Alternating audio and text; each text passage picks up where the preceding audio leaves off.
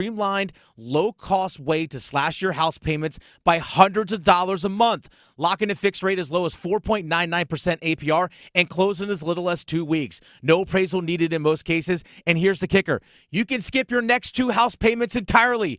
Don't wait. Rates this low won't last. Call Loan Pronto now for your free, no-obligation quote. Loan Pronto is amazing. Imagine lower payments, more money in your pocket, and a fresh start with a better mortgage. Call 919-381-1760 or visit loanpronto.com to lock in your new low rate and skip those next 2 payments. Don't let the high rates hold you back. Call 919-381-1760 or go to loanpronto.com right now. Equal housing lender, NMLS 1661781, subject to lender approval, NMLSconsumeraccess.org. Charlie did not die from an overdose. Charlie was poisoned. No other family should go through this. It's just horrific.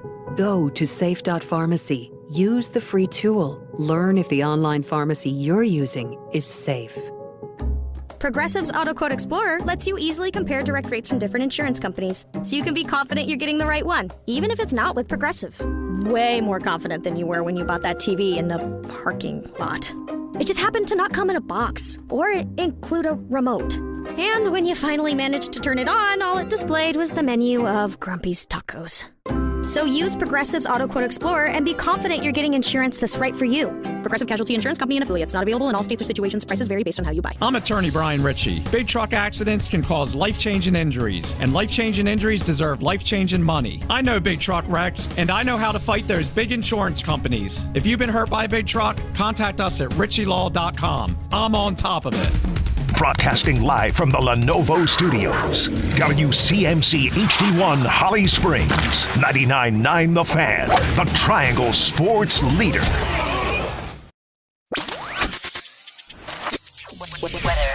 I'm WRAL meteorologist Elizabeth Gardner. Nice afternoon for us out there. Partly cloudy skies, highs in the mid-80s. Aaron is pulling away from the coast, and our impacts will be minimal. We'll see breezy conditions this afternoon, winds gusting 15 to 20 miles per hour, and a small chance for a shower. Cooler tonight. We drop to 67, and a nice day tomorrow, a high of 83 under partly cloudy skies.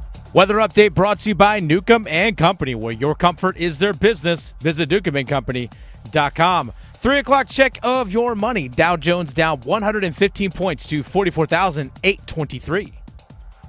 Bryce in the pocket, steps up, eludes the rush, throws end zone, caught, Adam Thielen, touchdown! Heels toss it that way to Hampton, and he is in. Touchdown, Carolina. Bailey, shotgun, snap left hashes, QB keeper, dives forward, touchdown. Bailey is third of the night. Cooper faces up with 5 and 4, drives Davis, spins, waiting, fades away, and hits! Game over! Series over! Sebastian! The Drive with Tim Donnelly on 99.9 The Fan. The Drive with Tim Donnelly, 99.9 The Fan. Happy Thursday, everybody. It is a big day. Not just because there's a Carolina Panthers preseason game, but also because it's back. Second annual Numbers Game Live. 4 hours from now. 4 hours from right now. We'll be starting things up on our YouTube channel, 99.9 The Fan. A live Numbers Game extravaganza. We call it the Numbers Game Live. It's a game show. There's the sound. It's time to play the Numbers Game. Presented by Sharkies Play Sports Bar and Grill. Tonight, 7 o'clock, a year's worth of perfect score contestants. People that have called into the show and gone 5 for 5. With all the lights and all the live mics, they've been perfect. But only one will remain. They will battle it out against the clock and each other at the Hilton Raleigh North Hills. Fabulous hotel for all your needs.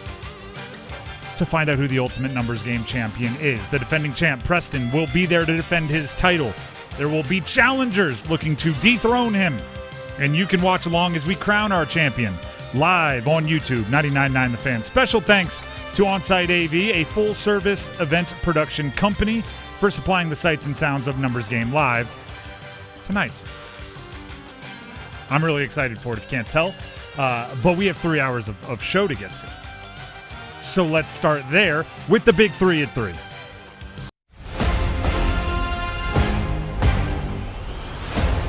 Number 1. Carolina Panthers taking on the Pittsburgh Steelers, or at least the backups for the Carolina Panthers taking on quite a few of the backups for the Pittsburgh Steelers. Yeah, no Aaron Rodgers tonight for Pittsburgh. It's a preseason game, but that does not mean there's nothing to learn. Let's tie it back to the numbers game. You might want to watch and pay attention. These would be some deep pulls. But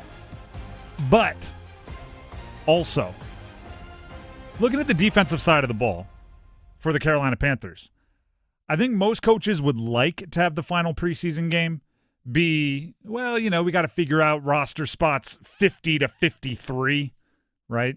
Oh, we got to see who's handling their business on special teams, right? Who's versatile enough to be worth the 52nd spot on the roster. I think there's actually more up for grabs on the two deep on the defensive side of the ball for the Panthers. Starters might be kind of locked in, right? Money, draft capital, those sort of things will lock those in. But if you have a great game today, you might extend your tenure on the Panthers another day, another week. You might make the 53-man roster.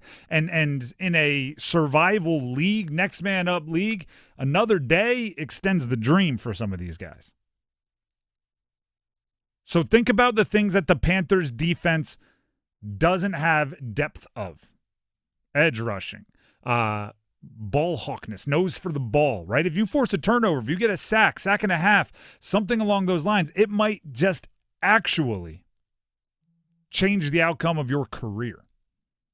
Specifically on the defensive side of the ball for the Panthers this season. It is why, like, I've one of my college teammates has gone into being an agent, NFL agent, and he's making it, right? Does a lot of NIL agenting, actually, but has a decent amount of guys in the NFL that he manages. And the undrafted free agents, guess where you're trying to go? The worst units, right? If you actually want to have a chance to make it, you don't go to the team that had the best defense in the league last year and had great backups. No, you go to the place that was the worst defense in a very long time last year, right? Because there's opportunities. So for everybody down the depth chart on the Panthers, you're not trying to chase down Usain Bolt here. You know what I mean? You're trying to get one step ahead of whoever's on the two deep, and you might have a role. So I'll be watching to see what the Steelers' offense can do against the Panthers tonight, because if they're getting pushed around, I'm going to try to take note of who that is, and they may have just changed the outcome, at least of my projected 53-man roster. Which, by the way, we are less than a week away. It'll be Tuesday at 4 o'clock is when rosters have to be down to 53. Pretty much as soon as the game ends tonight, you'll start to see a move here, a move there being made, because there's no real point in waiting. So they'll get closer down to 53. And then Tuesday at 4 is when everybody in the league has to be down to their 53-man rosters. That's number one.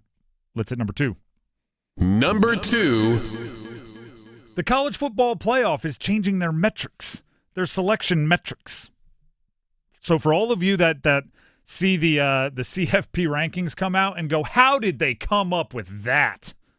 Pay attention. I'm going to tell you, at least in part, a new part of their criteria. The new metric is basically being called record strength, which means more weight will be applied to games against strong opponents if you win. And if you lose against high-quality opponents, you will minimize the penalty of those teams. So, basically, I think they're motivating teams to do the right thing. You play a really good team and win, you should be rewarded for that. You play a really good team and lose, you shouldn't be knocked down too much for that. And vice versa is true as well. You play a really bad team and lose, you should be knocked down considerably for that. You play a really bad team and win, I don't know why we're going to write odes to how great you are in that scenario. So they're limiting that. They are limiting that. Which is, good for, I think, our entertainment, right? And as college football moves more and more towards a professional sport setup, right? Everybody's saying it's not college anymore, it's just junior pro. As they move towards a professional sport format, you have to remember professional sports are entertainment products first. If people aren't watching, people aren't buying merch, if people aren't wearing jerseys, people aren't subscribing to the media to watch, then the whole thing collapses upon itself. So anything that encourages more entertaining games is a good thing. So having a metric that encourages Go schedule a non-conference game against a studly program, against a program that has a history of being good year in and year out. And if you win, we'll give you a bunch of credit for it. And if you lose, we won't kill you for it. That means you're going to see more giant non-conference games, which I'm here for. I don't want everybody pulling the Big 12 basketball thing, where you don't play anybody in your non-conference schedule and then you roll into your conference schedule with a bunch of undefeated records and your net rankings are high. That's what I'm looking forward to. I'm looking forward to more big games. I don't agree with the CFP very often. Usually the best thing you can say about the CFP is, there's nothing really you can nitpick there. You can have a few things wrong, but for the most part, they got it right. That's like the best compliment the CFP has ever gotten. I like that they're adding this metric. Because I get weirded out when the 7th best team in the country loses to the 3rd best team in the country by a touchdown, and they drop to like 22nd in the rankings. I'm going, well, they were supposed to lose. They played a better team. You told me they were the better team. They played a higher ranked team, and now you're crushing them for losing. That's going to de-incentivize people from scheduling those games, and I don't like that. And then finally, number 3 in the Big 3 at 3. Number 3. The NHL Network is putting out their top 20 lists for each position in the NHL. And yesterday, they revealed their top 20 centers, which naturally you go to, all right, where's Aho? Actually, maybe, perhaps your first thought was, Aho better be in there. I can tell you he is. 13th, Sebastian Aho, the 13th top center in the NHL right now, according to the NHL Network.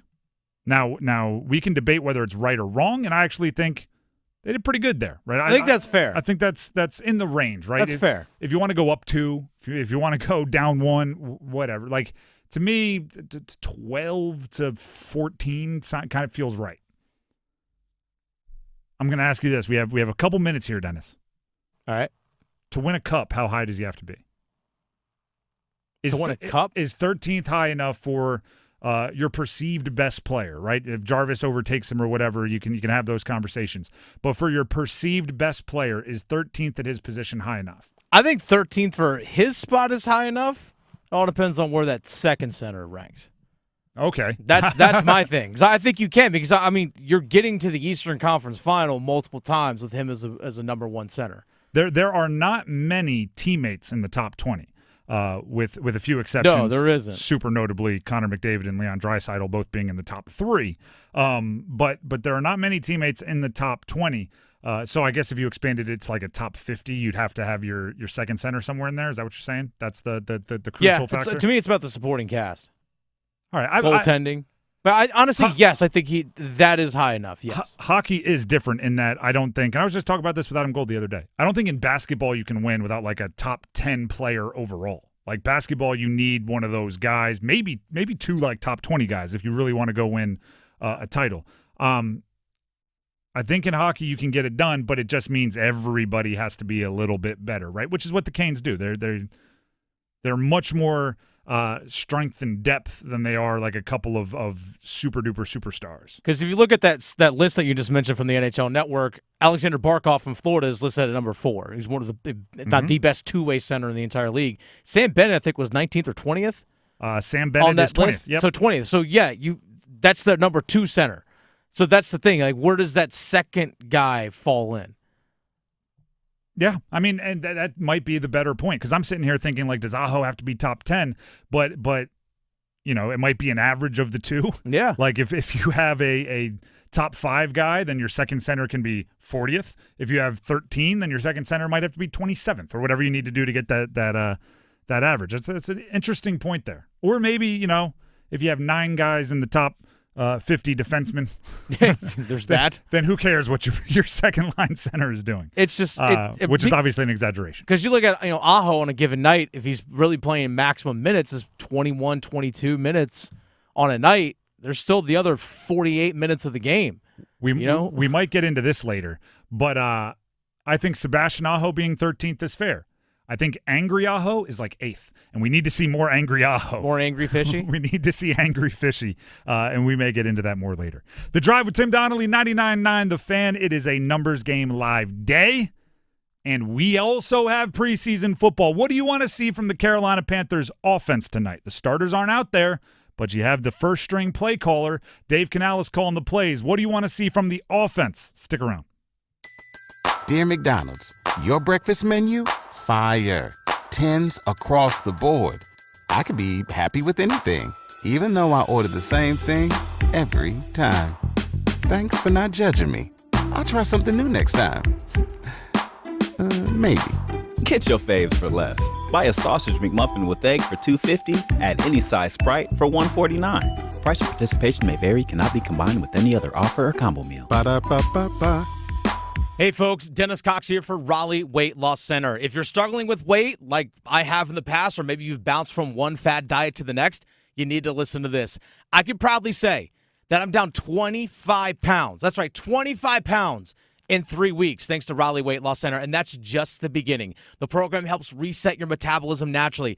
No injections, no steroids, no shots, no HGH, just your body doing what it naturally can do, which is burn off that weight. My clothes fit better, I'm sleeping better, my resting heart rate's the lowest it's been in years, my girlfriend doesn't complain about me snoring anymore. Get yourself where you need to be with Raleigh Weight Loss Center. Raleigh Weight Loss Center is having a huge end-of-summer sale offering up to 20% off now through August 29th with the lowest prices of the year on the amazing Raleigh Weight Loss program. Schedule your free consultation today by calling 919-897-7506. That's 919-897-7506 or online at RaleighWeightLossCenter.com. Results may vary. Don't find out later. Find out first with WRAL News at 4. Breaking news right now here at 4 o'clock. From breaking news to the forecast you need right now. The dual Doppler 5000 radar is showing some storms. WRAL News at 4 has you covered. And from the WRAL Live Center, a traffic alert on I-40. The afternoon rush starts here. New at 4 o'clock, we've learned why there was such a large police presence. Watch WRAL News at 4 today and every weekday.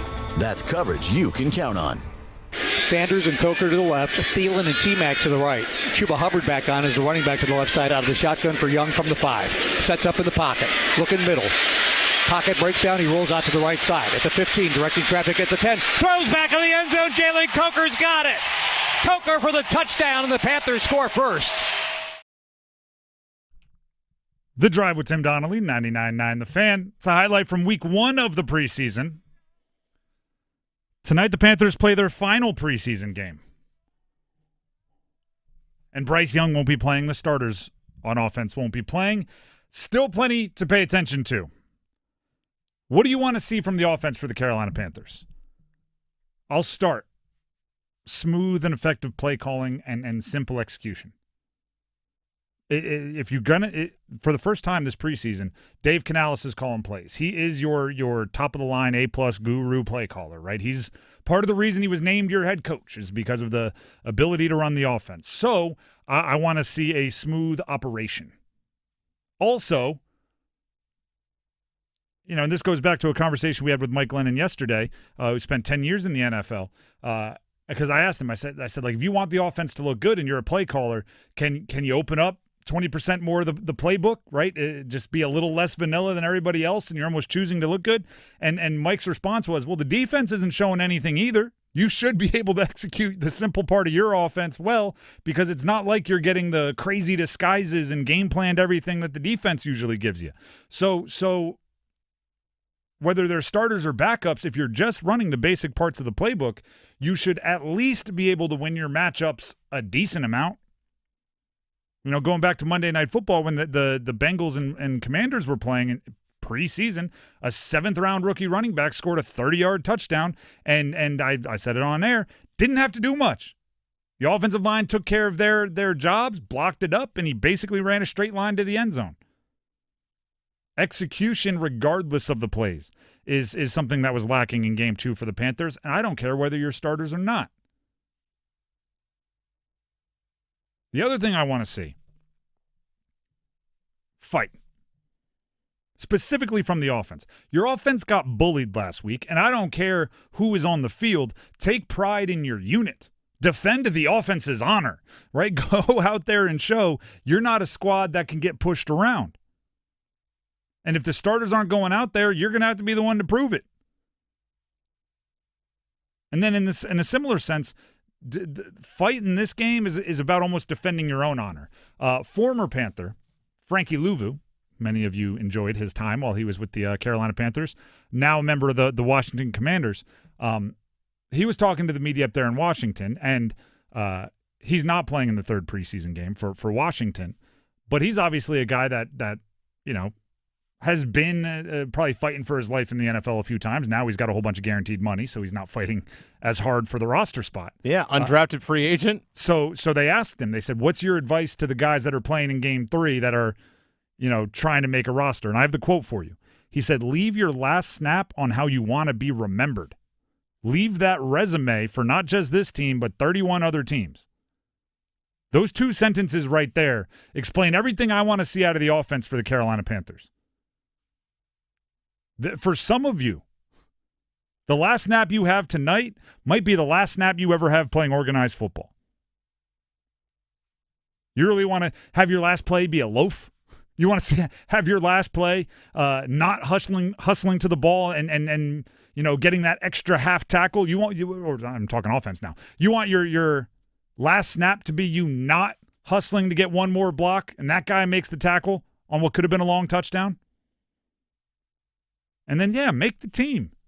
I don't know, like if you watched Panthers Blueprint, their YouTube series, they just put out a new episode. What was it, like 36 hours ago? Oh, last night. Was it last night? 6 o'clock last night? Gosh, it feels longer than that. Felt like I watched it the day before. But either way, if you've watched it, they're talking about roster positions, right? And they're talking about how many wide receivers they're going to catch or keep. And it's all there, right? So, to be honest, if you're not one of the top 7 wide receivers, because they kind of listed them all in the thing, it's going to be a long shot for you to make the roster for the Carolina Panthers. But if you go out and catch 4 balls today for 80 yards and a touchdown, maybe that catches the eye of someone else, or maybe that just solidified the fact that when the Panthers cut you in a couple days, they'll say, if you're still hanging around, we're 100% bringing you back to the practice squad. And again, it just keeps the dream alive. If you want to see one of those success stories, look no further than somebody who I want to see tonight ball the heck out. Jalen Coker's playing. Jalen Coker was waived last year. Put on the practice squad, eventually elevated, and finished with darn near 500 yards receiving, and at times was the best wide receiver on the Carolina Panthers. So that little phrase at the end of being cut, hey, listen, we're going to have to release you.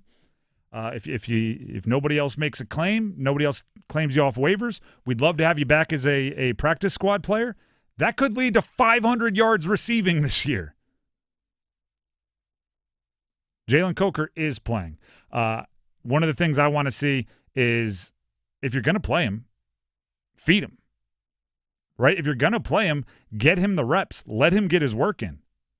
Let him prove why he should be with the starters. Whoever it ends up being, Jack Plummer, Bryce Perkins, whoever's out there, make Jalen Coker your number 1, because with the 2s, he should be. Treat him like he's Steve Smith in 2008. Feed him the ball. And continue to learn about that guy. I still feel like Jalen Coker is a bit of a mystery, but when given opportunities, he pretty much comes down with it. So if in this situation, you can accelerate that process and give him a couple contested catch opportunities, a couple chances to win one-on-one battles. If he makes it happen in a game situation against another team, maybe you can carry some of that over to the regular season. And then the last thing that I've listed here that I want to see from offense, in addition to staying healthy and all the basics. Sure. I want to see Bryce Perkins. Okay. Picked up, he's had 2 practices. UFL MVP, former Virginia UVA quarterback. He's a playmaker, and I think this is a big shot for him, right? When you go to the UFL, the only thing you're hoping for is, I hope I get another shot at the league, right? I hope I get another shot in the NFL. I hope I do enough here to earn another chance in the league. He did. He was the MVP, and now he's going to get a chance to play in an NFL uniform once again. I'll say this about his time that I covered closely at Virginia. Can't say that I watched him a ton in the UFL, but during his time at Virginia, he's a playmaker. And my advice to him would be like, this is going to sound foolish, don't let the situation get in the way of making plays. Right? The part of what you're doing today is going to be backyard football because you've only had 2 practices. And quite frankly, the 4th-string quarterback doesn't get a lot of reps in practice anyway. So if you call a play and you're like, I'm pretty sure there's supposed to be a scissors concept on the right, and you drop back and they're not running a scissors concept, well, get to scrambling. Find somebody that looks open. Like, make a play and see what you can make happen because you have nothing to lose. Right? If you want to go back to the UFL, trust me, the MVP of the league will have a door open somewhere. If you want to make it in the NFL, you might have to take a couple chances. Which, by the way, that exact thinking that I just described is why people don't play their starters in the 3rd preseason game. Oh, yeah. Because there's a defensive end thinking, if I don't get a sack, I'm going to be cut and be in the UFL. So I might as well go all out for this sack. And if the whistle is close, well, I mean, a 15-yard penalty gets me cut, but also not getting this sack gets me cut. So might as well go all out and flirt with that line. So keep your head on a swivel, Bryce Perkins, as well, because everybody else out there is trying to make a name for themselves. I want to see Hunter Renfrow get more targets today. Hunter Renfrow would be another one. I would like to see him because I think I know we'll dive into this a little bit later on, but I know we had the conversation yesterday about the potential of trading Adam Thielen for the Carolina Panthers, and I think depending on how well Hunter Renfrow plays and looks and physically feels coming out of it is going to determine a lot of that because they feel like, well, actually, Hunter actually doesn't have it. Like what he's seen in practice isn't showing up on the field. Well, maybe Adam Thielen isn't expendable or vice versa. Hey, Hunter Renfrow looks sharp. We can afford to trade Adam Thielen. Those kinds of things can weigh in a lot on what the future decisions for the Panthers can make. And all of the option routes, the choice routes that he's been good at since Clemson. Yeah. They're good for Bryce Perkins because it's kind of he's going to get open, right? You don't stare him down, obviously. But if once he hits this point, he gets to choose in or out, and he's going to be right because he's Hunter Renfrow and he's one of the best route runners in the league. That's kind of a simple completion for Bryce Perkins or Jack Plummer or whoever's in the game, feeding him the ball. I like quarterback friendly plays when you got these young guys without a lot of experience in there, and right, Renfrow, Coker with his size and contested catch ability, they're supposed to be pretty quarterback friendly. The Drive with Tim Donnelly, 99.9 The Fan. Before we move on, Tim Donnelly here from Miller Lending. I like quarterback-friendly plays. I like buyer-friendly mortgages. Gordon Miller and Miller Lending make that happen. You may say, buyer-friendly? The rates are what the rates are. How can it be buyer-friendly? Well, how about this?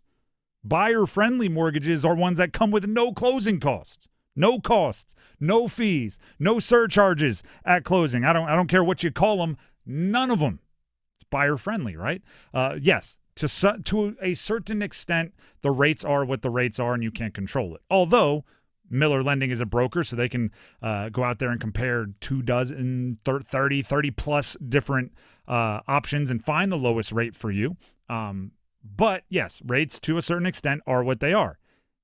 The buyer-friendly part comes from being a no-closing cost loan, something Gordon's been doing since 1987, and Miller Lending's been doing since they showed up here in the Triangle, locally owned in Cary. So if rates are up right now, doesn't mean you can't find a way to still take care of yourself and save yourself a little bit of money. No closing cost loans are one way to do that, and calling Miller Lending is the way to take advantage of it. So give them a call, 919-447-3377. That's 919-447-3377.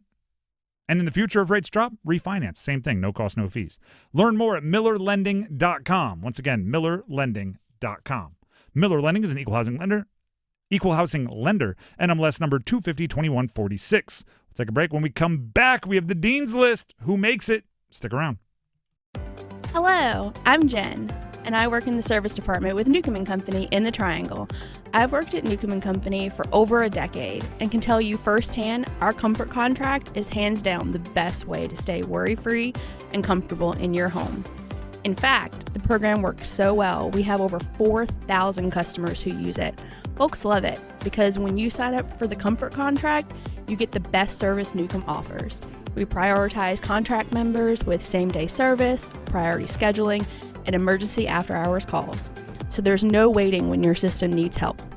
On top of that, Newcomb & Company is a proud independent Trane dealer. We back exceptional Trane products with our expert service, and we treat your home like it's our own. It's hard to stop a Trane, and it's hard to beat Newcomb & Company service. Call 919-862-3000 or visit newcombandcompany.com to learn more about our comfort contract. Newcomb & Company, your comfort is our business. It's bow time. Something new just dropped at Bojangles. Take the bold taste of a crispy golden chicken supreme that's been seasoned to perfection, then add dill pickles, Carolina Gold barbecue sauce, and a toasted bun that's great on the go. What do you get? You get a Bo's Bird Dog. In fact, you can grab 2 of them for $5. So when you're on the go, headed to practice, or need a snack, grab a Bo's Bird Dog. Hurry in before they're gone, available for a limited time. It's bow time. There's no time like bow time, but sometimes it's go time. No time to stop, but the perfect time for a Bojangles Bird Dog. A seasoned to perfection Bojangles Chicken Supremes, dill pickles, and Carolina Gold barbecue sauce, all tucked inside a toasted bun. Great on the go. Try 2 Bird Dogs for just $5 or 2 Bird Dog Combo for just $8.25. Available for limited time only. When you're hungry for flavor and value, it's bow time. Hey, it's Paul Ihander from 99.9 The Fan for Clayton Homes. The Sign and Save sales event is happening now at Clayton Homes and Oakwood Homes, but only through August 31st. You can save up to $5,000 instantly on your new home. That's $2,500 off a single section or $5,000 off a multi-section home. Discover the comfort, the style, and the value of a Clayton-built home, crafted with North Carolina in mind. From modern floor plans to energy-saving upgrades and premium finishes, there's a home fitting your lifestyle and, of course, your budget. And with summer heating up, it's the perfect time to enjoy energy-smart features for year-round comfort and savings. Stop by, tour our fully furnished models, or visit manufacturedhomeoffers.com and browse limited-time deals. But don't wait. The Sign and Save sales event ends August 31st. Terms and conditions for the Sign and Save sales event at manufacturedhomeoffers.com. Available only at participating retailers through 8/31. Amount of savings may be limited. Ask for details. May not be available with certain financing. Lender restrictions apply.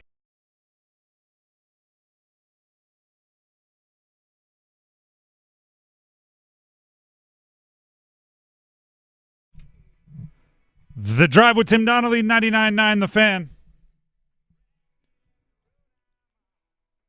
Don't forget, everybody, Numbers Game Live tonight at 7. Find out who the best Numbers Game champion of our 2 years of doing the Numbers Game. 2+ years of doing the Numbers Game.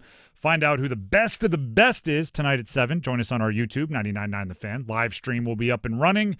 Comment section will be lively. And the event will be flowing right at 7 o'clock. Right now, time for the Dean's List. This is where we honor those we pay a little extra praise to. Give a few extra accolades to those that deserve it, that are directly or indirectly related to the college sports world. We'll start with a few Wake Forest connections. How about Bob Seymour? Wake Forest baseball fans out there. The 26-year-old Bob Seymour, who played his college ball for the Demon Deacons, had hit 129 minor league home runs with no home runs in the show. No home runs in the bigs until yesterday when Bob Seymour hit his first. Let's go. 31st home run of the year. He had 30 in the minors. Played for the Durham Bulls for a bit. Played for the Bulls. It was with the Rays, so he's been with the Bulls a couple times in that system. But it's always fun to hear somebody that rode the buses in the minors a long time and then gets at least their moment of shine in the bigs.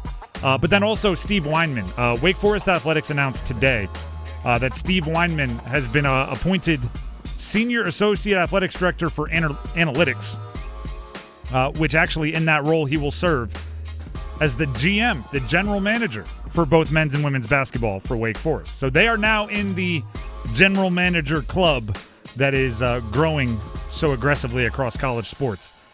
He spent 13 years with the Chicago Bulls. Most recently, vice president of basketball strategy and analytics and assistant general manager. College sports, either pro sports don't pay as much for the front office as I think they do, or college sports are paying more for the front office than I think they do. Because it seems to me like if you spent 13 years with the Bulls and worked all the way up to assistant general manager, that's got to be a pretty prestigious deal, and Wake Forest got him to come down to the college level. So congrats to Wake Forest and Steve Weinman on the new deal. Do you have someone on the Dean's List you'd like to throw out there? I do. We're all about our preseason lists and watch lists and stuff. Did I miss one? Well, on the football side of things, men's soccer over at Duke. Ulfur Bjornsson of Duke men's soccer on the 2025 Herman Trophy watch list, which is given to the National Player of the Year. So he's on the preseason watch list for National Player of the Year. Pretty good. Heisman of soccer. Heisman of football. Yeah. I'm throwing, this is a placeholder for a lot of schools, but I'm throwing Penn State on here. Just because they you'll see why. Notre Dame redid the leprechaun logo. They wanted a football-specific logo, so they added a football rather than the little boxing leprechaun. They gave him a football. Why? What compels a team that has an unbelievable amount of tradition and an awesome logo to go, you know what, let's change it? Why? And it happens all the time. Like, every fan base. I've never run into a fan base that says, you know, we changed our logo 12 times and it's gotten better every time. It's always, you know, the logo from 1950 was the best. Now we have this AI-looking thing. Like, why do they keep changing it? So I put Penn State because they play in practice jerseys still.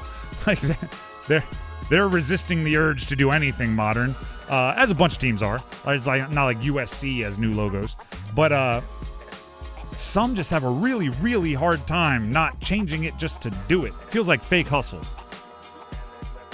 The Notre Dame logo guy, the little fighting leprechaun, he doesn't need a football for us to go, oh, it's Notre Dame football. I think we got the idea. The Auburn Tigers make it twice on the Dean's List. Twice? Twice. Okay. We'll start with the obvious with the most connection to our area. They announced they're retiring Cam Newton's number. The number 2 for the Auburn Tigers will never be worn again. He is a part of the 2010 National Championship Auburn team. You want to hear my favorite stat about Cam Newton's college career? The 2010 National Championship winning Auburn offense had produced players, just the offense, that had 145 starts in the NFL. 145. Do you know how many of them were Cam Newton? How many? 144. Oh, wow. They had one start in the NFL by anyone else on the offense, and they were the 7th leading scoring team in the country, averaged 41.2 points per game, went undefeated, and won the national championship. He really did carry that team. That's absurd. He really did carry that team. One NFL start by anyone else on the offense. They were the 7th best scoring offense in the country. Number 1 was, I'm pretty sure, like prime Chip Kelly, Oregon. Like, that's what he's getting up against. Auburn also makes it. This one's just funny. Specifically, the 1910, 1914, 1958, and 2004 Auburn Tigers. So up until now, Auburn has claimed 2 national championships, like 1957 and then the 2010 one, the Cam National Championship that we talked about. They put out a statement saying, and this is only, like, they used the word humble. They said, we've been too humble. We're now claiming 4 more national championships. Bruh. And they just decided that they're going to go get banners and claim 1910, 1914, 1958, and 2004. Okay, you can't claim 1910. Huh? Don't tell them what they can and can't do. 2004, by the way, they went undefeated, but they didn't play in the national championship game. It was the BCS era. It was USC versus, I think it was Oklahoma, yeah, who were also both undefeated. They got picked to be in the national championship game. USC roasted Oklahoma. It was Leinart and Reggie Bush. And Auburn's just going, well, we never had to play them, so we're the champions. No. No. They had the BCS national championship. I'm sorry, you can't claim it. I kind of want to do this for every team. Just go, well, we claim 5 champions. We won the 1354. You just weren't there to see it. It's hilarious. I hope they have like banner hanging ceremonies 4 times this year. And we have the great-great-grandchildren of the 1914 national championship. Yeah, let's do the reunion. The 2004 championship. Let's get the reunion together. Jason Campbell, the whole crew. Hey, the Jason Campbell year, they were good, don't get me wrong. Oh, yeah. They should be proud of that team, don't get me wrong. It's not the national champion. Hilarious. Last one here. Was not expecting this either to be on the Dean's list. Dallas Baptist Baseball. ESPN sources, Dallas Baptist has officially signed the paperwork to join the Pac-12 in baseball. Starting July 1 of 2026, first season will be 2027. Which there's two things going on here. One, how far has the Pac-12 fallen? I hope some guy from Dallas Baptist has a 4-year career and hits a bunch of home runs. So if you look at like the all-time Pac-12 record book, it's going to be like Mark McGuire, Barry Bonds, Jimmy from Dallas Baptist. And then also Dallas Baptist, what a come up. You committed to play baseball for Dallas Baptist. I don't know, it's Conference USA, I don't even know where they are. You're going to finish your career in the Pac-12. That's how the mighty have fallen. I guess you got to think Oregon, Arizona, USC, UCLA, Washington, all these like strong athletic programs and strong Stanford. Baseball programs. Yeah, they're all just gone. And it's like, our legacy now is Dallas Baptist, and Texas State, and Boise State, and Fresno State, and Colorado State, whatever state, all the states. It's hilarious. San Diego State and Gonzaga. Probably not baseball for Gonzaga. No, I mean, I don't know if Gonzaga's a baseball program. I don't know. Either way, Dallas Baptist baseball is in the Pac-12. Which also, every time I joke about the Pac-12, it is my biggest fear for the ACC. Because part of me is like, the ACC is too big to fail. It'll never happen. I would have said that 100% about the Pac-12. Like, all those schools, there's no way. Yeah, way. Just ask Washington State or Oregon State. All right, The Drive with Tim Donnelly, 99.9 The Fan. That's the Dean's List.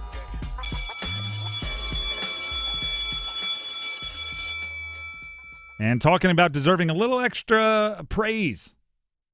How about Bailey's Fine Jewelry in the Fox and Bailey Watch Shop, which is located inside Bailey's Fine Jewelry at their Village District location in Raleigh. They deserve a little extra praise for this reason.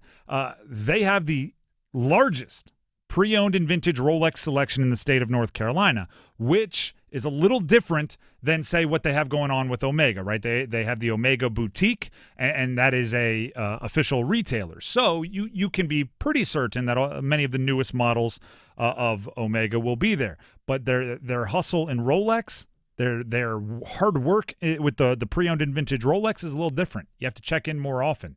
Right, so you might have a Grail Rolex, as it's known in the watch world, right? A special colorway of GMT, or a special dial, or a special size, or a year. Many people are into birth year, right? You want to get a Rolex from the year one of your children were born.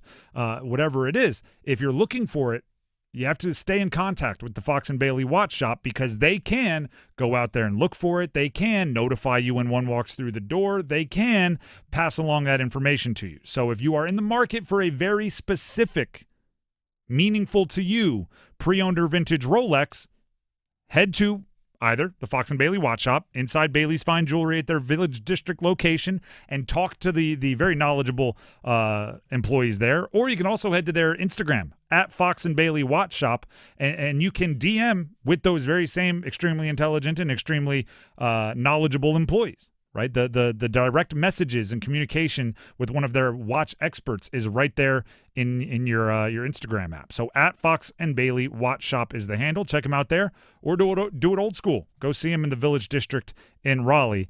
Just let them know, no matter how you reach out to them, that you heard about it right here on The Drive with Tim Donnelly on 99.9 The Fan.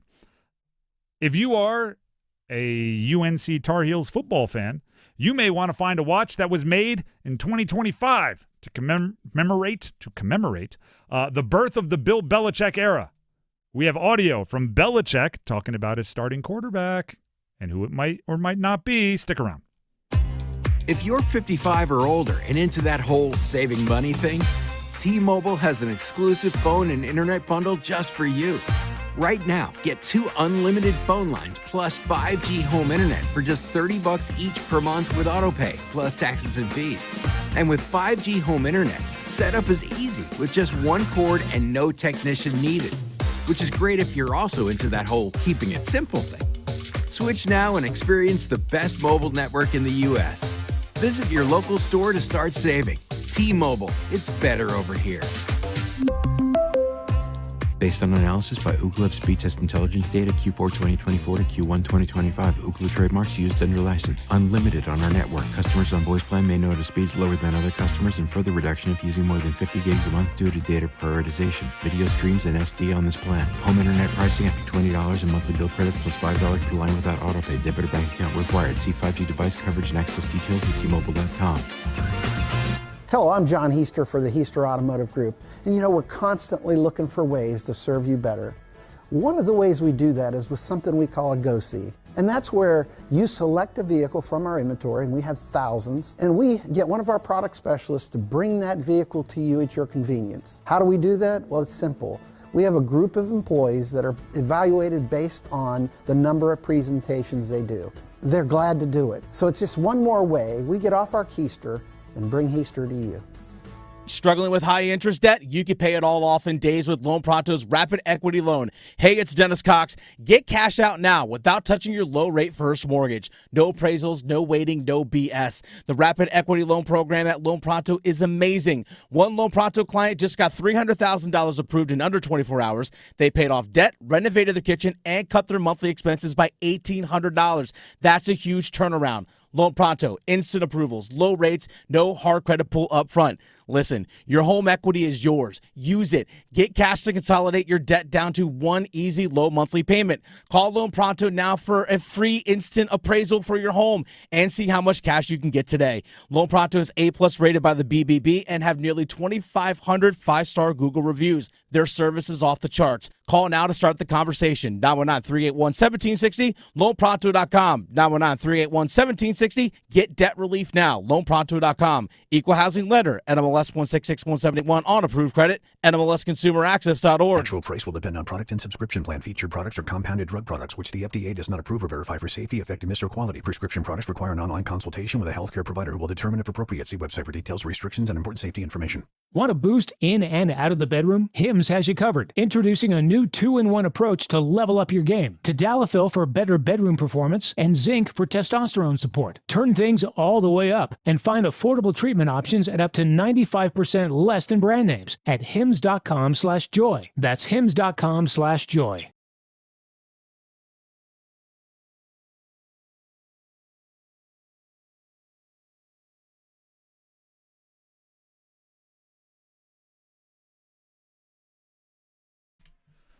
The Drive with Tim Donnelly, 99.9 The Fan. So some people talk a little bit about the new head coach of Carolina football, Bill Belichick. Don't know if you heard of him. Who? Yeah, exactly. Yeah, that's right. He seems to draw some attention. Perhaps it's the 8 Super Bowl rings, 6 as a head coach with the New England Patriots that he has earned throughout his career. But also, with a tremendous amount of attention comes a tremendous amount of scrutiny. Many have talked about UNC not having named their starting quarterback yet publicly and what that could do and why not. And what does that say about Gio Lopez? Does it make his job more difficult if he becomes the starter? And on and on and on and on. So our colleague at WRAL, Pat Welter, under our Capital Broadcasting company umbrella here, at one of Bill Belichick's media availabilities, asked him about the starting quarterback competition and if he would name a starter and all the questions that we have. And here's Bill Belichick's response. Yeah, we're getting ready to do that this afternoon to announce the starting lineups and the play times and how we'd be substituting everything. So Brandon will get that to you as soon as we get done. We want to make sure we get that out there right away. I'm sensing sarcasm. Did Bill Belichick just tell a joke? Hey, Bill got jokes. He was even laughing, smirking, and smiling a little bit. I was ready for the come in. Hey, Bill Belichick, a guy walks into a bar. Ouch. Come on, there it is. Hey, knock, knock. Who's there? Nobody. Nobody who? There it is. See, there we go. First of all, you're answering a question that wasn't asked, Bill. We don't need to know the whole starting lineup. We don't need to know your substitution plans. We're not asking for something ridiculous, which is what that joke was made out to be. Like, oh, you're asking, sure, why don't I just open up practice to everybody? Why don't I just invite TCU to our team meetings? Why don't I just, like, well, no, we're asking you to do what 95% of other schools have already done. Tell us who's going to be your starting quarterback. Unless you're saying what everybody else has done is completely ridiculous. No. There are benefits to naming a starting quarterback. It's not as ridiculous as he's making it out to be there. And we weren't asking for everything that he said, although I do appreciate Bill Belichick showing some personality and yucking it up with our guy Pat Welter. But the question was not a ridiculous one to defend our guy Pat Welter. The other person from UNC that spoke to the media, matter of fact, spoke to our very own Adam Gold yesterday right here on this network, is, I guess, Bill Belichick's boss? For the time being? Bubba Cunningham, who has, for the time being, is an apt addition there from Dennis.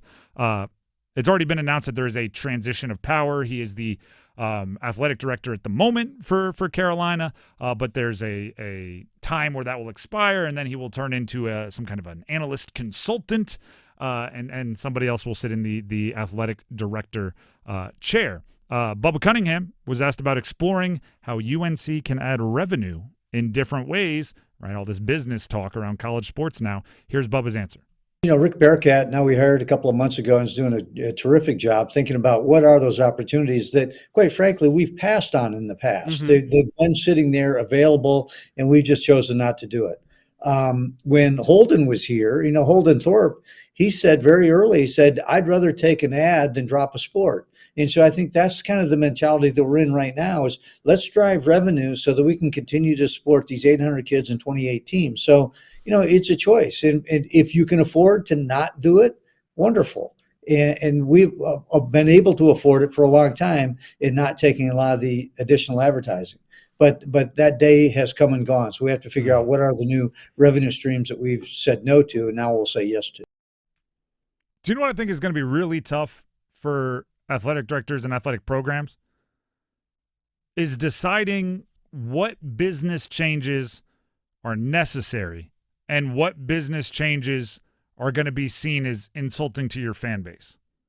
Because Bubba put it right there, right? These were like revenue avenues that we had available to us that we chose not to pursue until now, right? Obviously, there's a premium on cash. You have to come up with an extra $20.5 million if you want to go ahead and pay your players the full amount that you are allowed to under the rules for revenue sharing. So now they're going to start, you know, tapping into some of those revenue areas.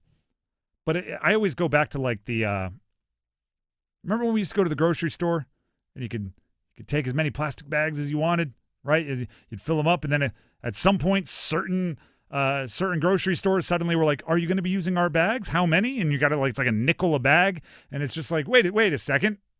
This was free my entire life. Why am I paying for it now? It turns out it was like environmental and stuff. Or the same thing happened at some fast foods, right? You used to order some chicken. Guess what? Would you like ketchup? Would you like ranch? Would you like barbecue? You'd let them know. They'd throw it in the bag. And then eventually some of them were like, each additional one will be another 65 cents. And I'm like, wait a second. It was free. But guess what? You get used to it if you like the product, right? Mm-hmm. So for a college football program, it's All righty, spring game used to be free. Now we're charging $10, right? This used to be something that we would just add into your ticket. Now you got to pay for it. These avenues and these different deals, is it a deal breaker where you're going to lose fans because of it, or is it a true just pure revenue opportunity that you can tap into and nobody will get mad at you? Or is it a on-ramp deal where it's going to take some time? And then once you gather that money, who gets it? Right? Because listen to what Bubba says here about balancing out the funding of all sports. Remember, schools get $20.5 million to share in revenues with their players. They get to pay their athletes, but that's for all sports, and each school gets to divide it up how they see fit. Here's Bubba Cunningham on balancing out funding all sports. The economic model is important, and 28 teams, it is a challenge financially. And what we're seeing right now is more institutional support for intercollegiate athletic programs. The recognition that two sports generate all the money, and the revenue share that we've had previously is sharing revenue among all the sports. Now the question is, if those sports are important, how important are they to the institution? And is the institution willing to assist in supporting some of the sports that have to be subsidized? Football and basketball, particularly at Carolina, are always going to generate enough money to cover their own costs. Right. Now the question is, how do we cover the other 26? And so I do think that's really important. There's two ways to look at that, right? One is going along with kind of common sense thinking, right? Football, men's basketball, women's basketball, that's where most of the money should be going. Do you know what I think is going to be interesting? Is how much you are increasing prices for things that aren't those schools. If you have a big baseball game and you up ticket prices, and then the money doesn't go to the baseball program because that athletics revenue is going to the other sports, how does that go over? There's a lot of decisions to be made by where's the money coming from and where is it going. And I don't think, right, when this is such a new world, I don't think anybody's going to get it right the first time. I think this year there's going to be some kind of plan, and you're going to execute it the best you can. And then next year you're going to go, you know what? Got to take a little bit more money from here. Got to give a little bit more money there. Got to do it this way. Got to do it that way. We didn't really know what we were doing the first time because nobody did. Take notes, right? Like I said, that's my piece of advice to everyone in college sports. Take notes. What do you think's going well right now? What do you think's going poorly right now? We have ready for this? Ready for this transition? This radio segue? We have our second annual numbers game live tonight. And guess what? When we did our first annual numbers game live last year, you take notes. Where could we have been more efficient? What went well? What didn't go well? You keep the good, you replace the bad. Same is true for this. This is the first year of revenue sharing. Take notes. What went well? What went poorly? Keep the good, get rid of the bad. Hopefully you improve faster than your competition. The Drive with Tim Donnelly, 99.9 The Fan. There is also, in addition to the numbers game live tonight, a Panthers preseason game. The starters aren't going to play, but there is stuff to learn. What do you want to see from the defense? We'll talk about it next. Dear McDonald's, your breakfast menu? Fire. 10s across the board. I could be happy with anything, even though I order the same thing every time. Thanks for not judging me. I'll try something new next time.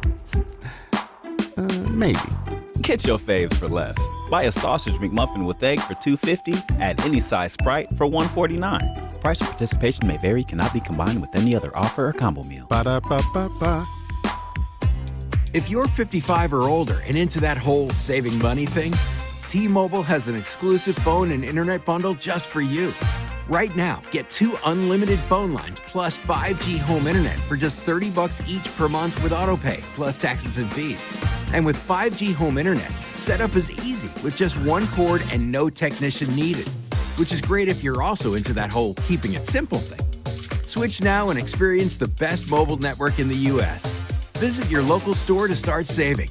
T-Mobile, it's better over here. Based on analysis by Ookla Speed Test Intelligence data Q4 2024 to Q1 2025, Ookla trademarks used under license. Unlimited on our network. Customers on voice plan may notice speeds lower than other customers and further reduction if using more than 50 gigs a month due to data prioritization. Video streams and SD on this plan. Home internet pricing after $20 a monthly bill credit plus $5 per line without autopay. Debit or bank account required. See 5G device coverage and access details at T-Mobile.com. Some things can steal your sunshine. Ugh, I just got my hair done. Sorry, the cooler's broken. Anyone see my flip-flops? Anyone? But COVID-19 can steal a lot more. I just took a COVID test. Ugh. Prescription medications for COVID exist. If you test positive this summer, ask your doctor if they're right for you. Visit PfizerForAll.com/COVID-19 to learn more. Sponsored by Pfizer. This hour of the Triangle Sports Leader is powered by Ritchie Law Firm, injury lawyers. Ritchie Law is on top of it. That one back, that one going, gone! Go to RitchieLaw.com. That's RitchieLaw.com. Broadcasting live from the Lenovo Studios. WCMC HD1 Holly Springs. 99.9 The Fan. The Triangle Sports Leader. I'm WRAL meteorologist Elizabeth Gardner. Nice afternoon for us out there. Partly cloudy skies, highs in the mid-80s. Aaron is pulling away from the coast, and our impacts will be minimal. We'll see breezy conditions this afternoon, winds gusting 15 to 20 miles per hour, and a small chance for a shower. Cooler tonight, we drop to 67, and a nice day tomorrow, a high of 83 under partly cloudy skies. Weather update brought to you by Newcomb & Company, where your comfort is their business. Visit newcombandcompany.com. 4 o'clock check of your money. Dow Jones down 169 points to 44,768.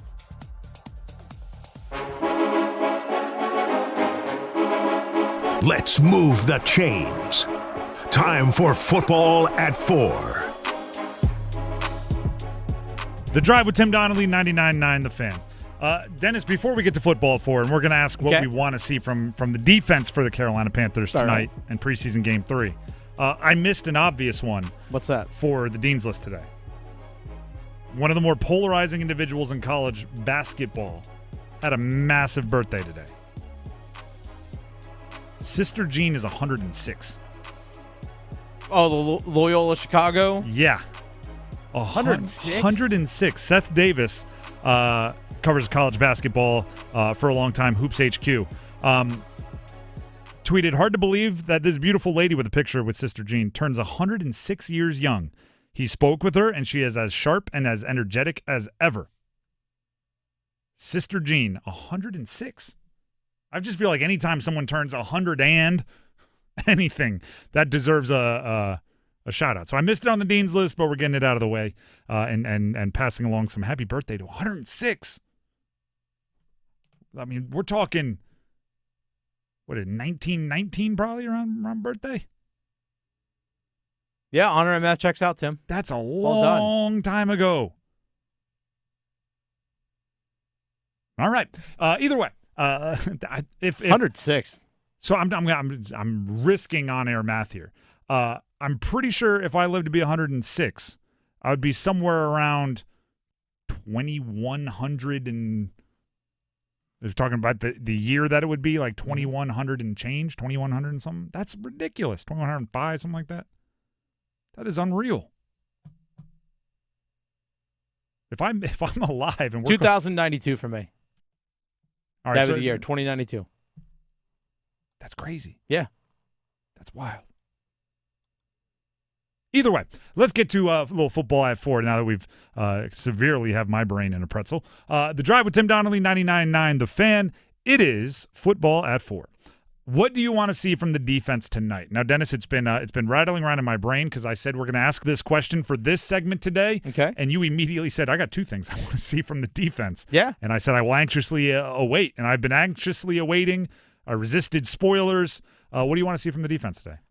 First thing I want to see Princely Umamielen get a sack tonight. I'm with it. That's the first thing I want to see because being a rookie, I just want to see him get out there. He's going to get a ton of snaps today because Pat Jones and DJ Wanham aren't playing. Nick Scorton's not going to play as well. So he's going to get, at least early on, going to get a lot of reps. And Scorton likely not playing because he during their trip to Houston had a collapsed lung. Yeah. He's not being sat down with the starters. He's dealing with an injury situation, or I would assume both rookies would get a decent amount of playing time. So I want to see him get a sack. Mm-hmm. That's just something I want to see for him, not just, for the Panthers defense, but for him as well. Just play, hey, you know what? I can do this.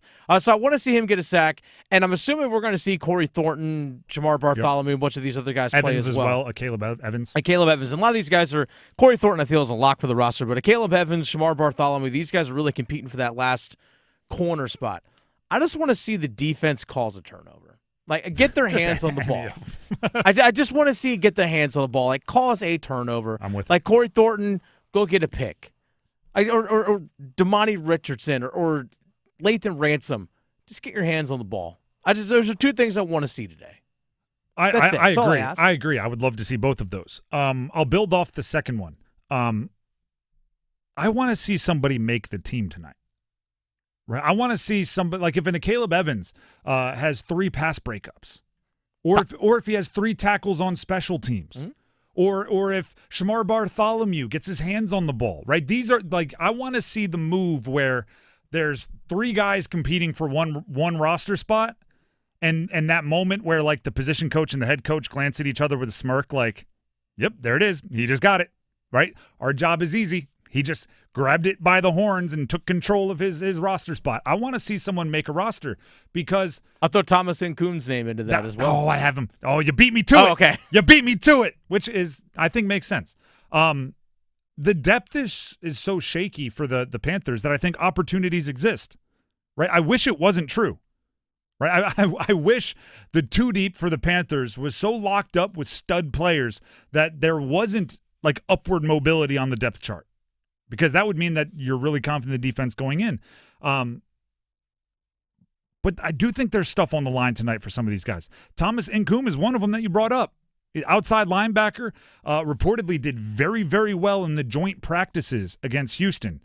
Snapped off at least one super impressive sack on C.J. Stroud, which obviously would have been a tag-off sack in a joint practice, but then hasn't really had the moment in a preseason game that would give everybody that, oh, okay, we're comfortable with him, at this part in the roster or at this part of special teams, right? If you can get after the quarterback, there should be no problem with the Panthers finding a spot for you somewhere on the roster. Yeah, I know the first preseason game, I know he had a sack and also I think 3 tackles on special teams as well. It's like, oh, okay, yeah, it's you and DJ Johnson. Do that. Exactly. Yeah. Exactly. It's you and DJ Johnson, or if it's a returner situation, or if both kickers get a chance to make a big kick. I want to see people win jobs.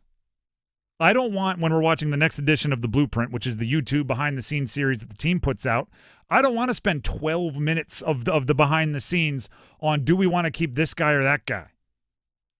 Right? I want them to spend 2 minutes on it. They put 2 guys on the screen and go, well, it was close until so-and-so made that play in the second quarter, pretty much sealed it for us. Until so-and-so did such a good job on punt, gunning on punt. Right, whatever it is, that's what I want to see happen. Because here's the deal. You could use any of the rankings, but just today I was on The Ringer.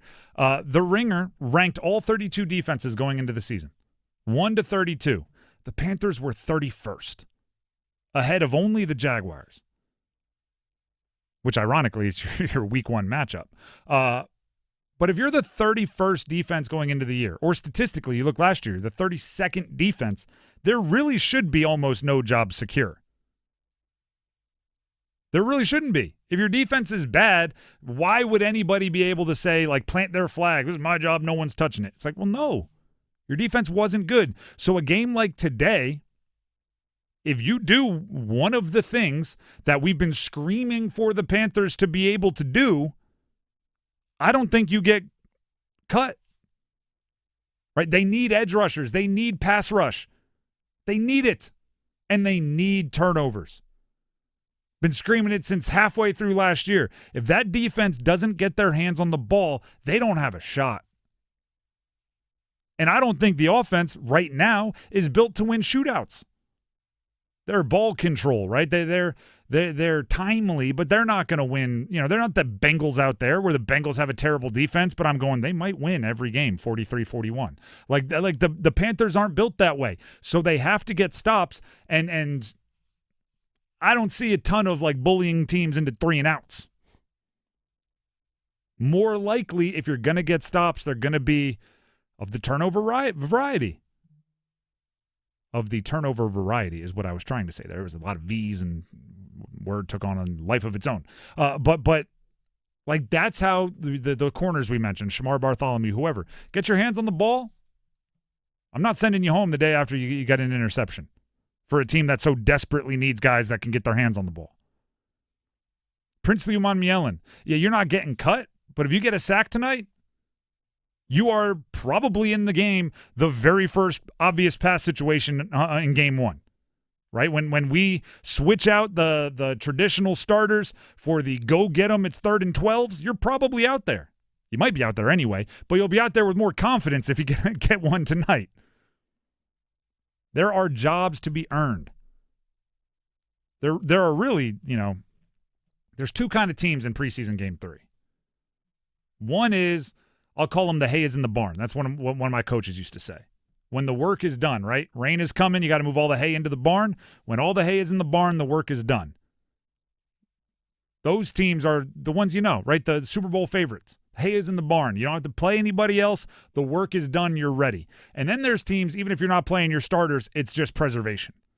It's just we can't afford an injury right now, so we're not playing our guys. That's the Panthers.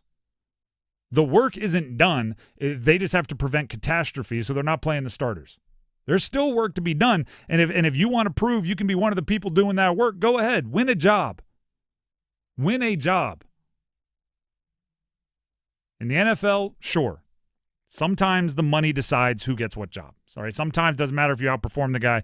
If he's making $10 million a year, he's going to start. But there are, I would say, more than you think, jobs up for grabs still at this point for the Carolina Panthers. I remember in college, the conversations would start being had with, like, the redshirt freshmen about now, where it's like, listen, I know you're second on the depth chart to some junior, but if they're not getting it done, go get it, right? Like, if by now it's not obvious that they're better than you, go get it. Don't just defer because of seniority, which a lot of the young guys in college do, which is, oh, he's been here. He's the one that showed me where my locker was. He's the one that, drove me to meetings, so I have to defer. It's like at a certain point in camp, right around now, like 2 weeks before, coach might call you in and go, I don't think you understand what's happening here. You got a shot to play. Stop deferring. I want to see the guys stop deferring for the Carolina Panthers tonight. If there's somebody that's resting and you think you're better than them, go prove it. Now, obviously, we're talking defense now, but I do feel like I'm talking to Jalen Coker. Listen, you've outperformed a lot of these guys. You're the one playing and the starters are sitting. Go outplay them. You might end up starting, or at least be, you might not be the starter, but you may play more snaps than them, which coaches will tell you is the more important deal. By the way, a little Carolina Panthers news, by the way. I like news. The Panthers have activated Tommy Tremble, the tight end, from the physically unable to perform list, so he'll be on the Week 1 roster. First of all, very good. I will say... You won't see him tonight, by the way. Oh, absolutely No. not. But Canales recently said he's on track to play Week 1, but a lot of it comes down to how he responds to the physical part of the rehab process. Yep. So my guess is at some point between now and Game 1, they'll give him a more rigorous practice, and then it's how he wakes up the next morning that decides whether he's going to go or not. You hear that with injuries a lot. Feels great, but football's a physical sport, right? And then they go do a scrimmage or they do 11-on-11 for the first time, and then they wake up the next morning and it's stiff or it's swollen or whatever, and things change. But that's still, that's good. I'll put it that way. It's good update, and Tremble's important to that offense. Mm-hmm. Veteranship. And also, this is just mean. Trilly on Twitter, because I said that Sister Jean's 106 years old today. Happy birthday, Sister Jean. Yeah. Loyola Chicago kind of mascot during their Final Four run. Said Sister Jean has seen more world wars than Miami has seen ACC championships. A lot of jokes being told today. A lot of jokes. Is it a joke if it's true? Well, I think all jokes come with a hint of truth. That's true. There's a kernel of truth on the inside. That's true. That's when you laugh until you cry. The Drive with Tim Donnelly, 99.9 The Fan, if you're a Miami fan. We have the ladder challenge coming up next and a little cons and cons. Start thinking now. What are you most confident in, and what are you most concerned about for the Carolina Panthers heading into preseason game 3, heading into the end of the preseason? It's all coming up next. Move your sports day forward. A lesson learned this month, courtesy of some student athletes paying people via Venmo. When you're transferring money to friends, don't use real descriptions. Don't say sports gambling, especially if you're a student athlete playing sports. Try something different, like hide it under pizza or maybe feet pics. Get set up. Join Next Up with Paul Ihander. Mornings at 9 on 99.9 The Fan, the Triangle Sports Leader. Is your heating and air system handling the hot weather okay? Call Newcomb & Company to ensure your system is running at peak performance. As a Comfort Contract customer, you'll get priority service and a 15% discount on all HVAC and plumbing service calls and repairs. Newcomb & Company, your independent trained dealer, has proudly served our community for more than 70 years, delivering reliable comfort and peace of mind. Call 919-862-3000 or visit newcombandcompany.com.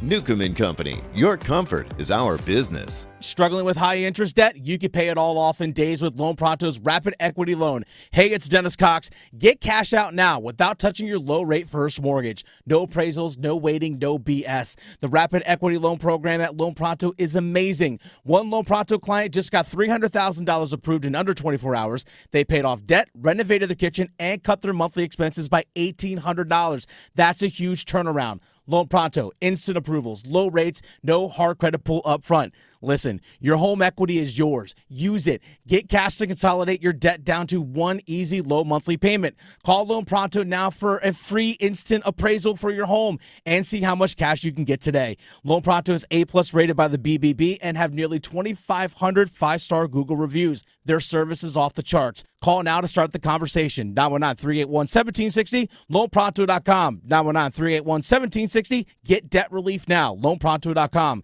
Equal housing lender. NMLS 1661781 on approved credit. NMLSconsumeraccess.org. Progressive's Auto Quote Explorer lets you easily compare direct rates from different insurance companies, so you can be confident you're getting the right one, even if it's not with Progressive. Way more confident than you were when you bought that TV in the parking lot. It just happened to not come in a box or include a remote. And when you finally managed to turn it on, all it displayed was the menu of Grumpy's Tacos. So use Progressive's Auto Quote Explorer and be confident you're getting insurance that's right for you. Progressive Casualty Insurance Company and affiliates. Not available in all states or situations. Prices vary based on how you buy. It is I, Juan Carlos Santiago del Santiago, the coolest man in the world. Yes, I am back in Raleigh. Do I go downtown with so many places to party? No, I go to the Sharkies place. The good food, the fine drinks, the coldest of beers, and of course, the many, many beautiful people. I always hang at the Sharkies place, the coolest bar in the world, because, well, it was built for me. Juan Carlos Santiago del Santiago, the coolest man in the world. The Sharkies place, 8800 de Raleigh Road by the Shelley Station.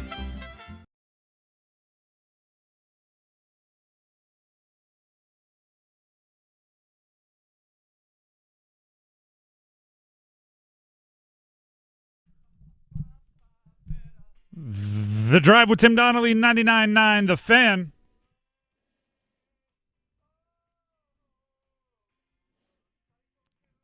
By the way, everybody, there is a live event happening tonight at Hilton Raleigh North Hills. The second annual Numbers Game Live, presented by Sharkies Place Sports Bar and Grill, takes place tonight at 7. I'll be there. Dennis will be there. And our perfect score numbers game winners from a year's worth of numbers games have been invited to battle it out.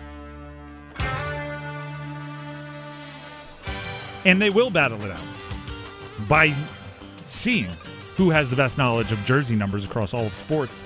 There will be one champion standing at the end of the event, and that person will call themselves the Ultimate Numbers Game Champion. Preston, our defending champ, will be in attendance, and he will be attempting to defend his title. And there will be a host of worthy challengers looking to dethrone Preston from his crown. You can watch and follow along, comment in the comment section as we crown our champion live on YouTube starting at 7 o'clock today. 7 o'clock, 99.9 The Fan YouTube. Be there or you're simply not cool. Special thanks to Onsite AV, a full-service event production company, for supplying the sights and sounds of Numbers Game Live tonight, 7 o'clock. I expect to be impressed. I was very impressed last year. The Drive with Tim Donnelly, 99.9 The Fan. I expect to be less impressed by my ladder challenge performance as I try to escape baseball. But it is time to jump to the ladder challenge, so we'll get our competition on in a different way. Dennis, let's fire up the ladder challenge. Oh, my God! And for the 20-foot ladder with a spear on Jeff Hardy. For the love of God, Jeff Hardy may be broken. Smack dab in half. All right, this is the ladder challenge. Dennis and I compete through the end of the month. Oh, I left the trophy on the other side of this studio, which is its home. It could be anywhere in the host studio, but it is over there. So I'm looking at it. I get to enjoy it this time. Usually I present it for the people on YouTube to watch. Dennis, how'd it go for you last night? Went quite well for me. I had Drew Rasmussen of the Tampa Bay Rays to give up at least one earned run against the Yankees yesterday, their starting pitcher, and he gave up a run right there in the top of the first inning. It was actually quite well for me. So my $27.38, I was a minus 700 bet, by the way, turned into $31.29. All right, you're still in the front, but I also won yesterday. I escaped another baseball bet. Colin Ray against the Brewers. I just needed him to give up one or more earned run. He allowed two. I'll take it. That's all you needed. You can't go broke making a profit. Turned my 12-10 into $13.96 as we move into today's bets. Dennis, what is your choice of the day? You know, I'm actually going to switch things up. I'm actually going to go a little NFL tonight. I know, NFL preseason game. We're going full on degenerate. Well, first of all, welcome. Some degenerates have been here for weeks already. You guys have been here for years. You got here eventually. What took you so long? But jump on in. The occasion. Pittsburgh Steelers, Carolina Panthers tonight. Pittsburgh Steelers over 10.5 points scored as a team today. So that is a minus 800 bet. So my 31.29 will turn into 35.20. I'm going to the other game tonight, but similar thinking. I have the Patriots over 7.5 points tonight versus the Giants, minus 575. The Giants won't be playing their stud defensive front, and one of the few things I think I can predict in preseason is new coaches are trying to impart culture, right? So if you're Mike Vrabel and you just took over the New England Patriots, what have you done this preseason? You got bloodied when you were jumping into the fray, trying to break up a scuffle during joint practices. You've lectured, if you watch any of the mic'd up stuff, Drake May for not celebrating practice touchdowns enough. You are trying to set a culture of intensity, enjoyment, all of those things. I don't think there's a way in heck that Mike Vrabel doesn't make sure his team gets at least 8 points tonight against the Giants, which is all I need to have happen. So they're going to fight to the finish. They'll get at least 8, and that'll turn my $13.96 into $16.38. You know what's kind of sad? What is that? Is that for the Panthers, I was like, okay, how far can I tease down the total points for the Panthers? I went to 7.5. Yeah. And it was a minus like 475. You couldn't even get to a minus 500. I was like, you can't even get more of that touchdown.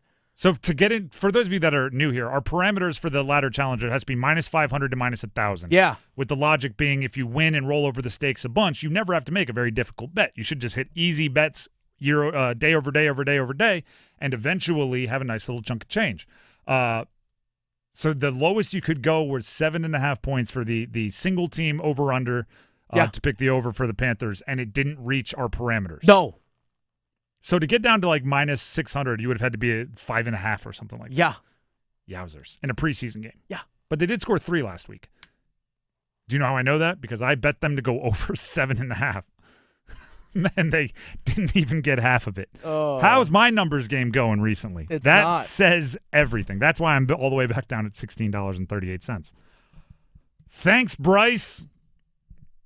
Speaking of the Carolina Panthers, now that I've gotten all worked up, let's go into cons and cons, shall we? But to play great defense, you need one thing above all else. That starts with a W. Confidence. What are you most confident in? What are you most concerned about? Cons and cons, get it? Confidence, concerned. What are you most confident? What are you most concerned about when it comes to the Carolina Panthers as they put a bow on the preseason tonight against the Steelers. The starters will not play, so it is kind of already been bowed up and packaged up for the starters. As always, I've got good news and bad news. Which do you want first? Take the bad news. Concerns. Dennis, you can lead off. What are you most concerned about for the Carolina Panthers? My concern about the Panthers right now is their offense starting off flat in the regular season. Because you look at what the starting offense did in the preseason. And people say, well, it's preseason. It doesn't matter. Well, I think confidence and momentum are real things. And I don't see how the Carolina Panthers established any of that this preseason. I think that is fair to say. You had 4 drives as an offense. Starters.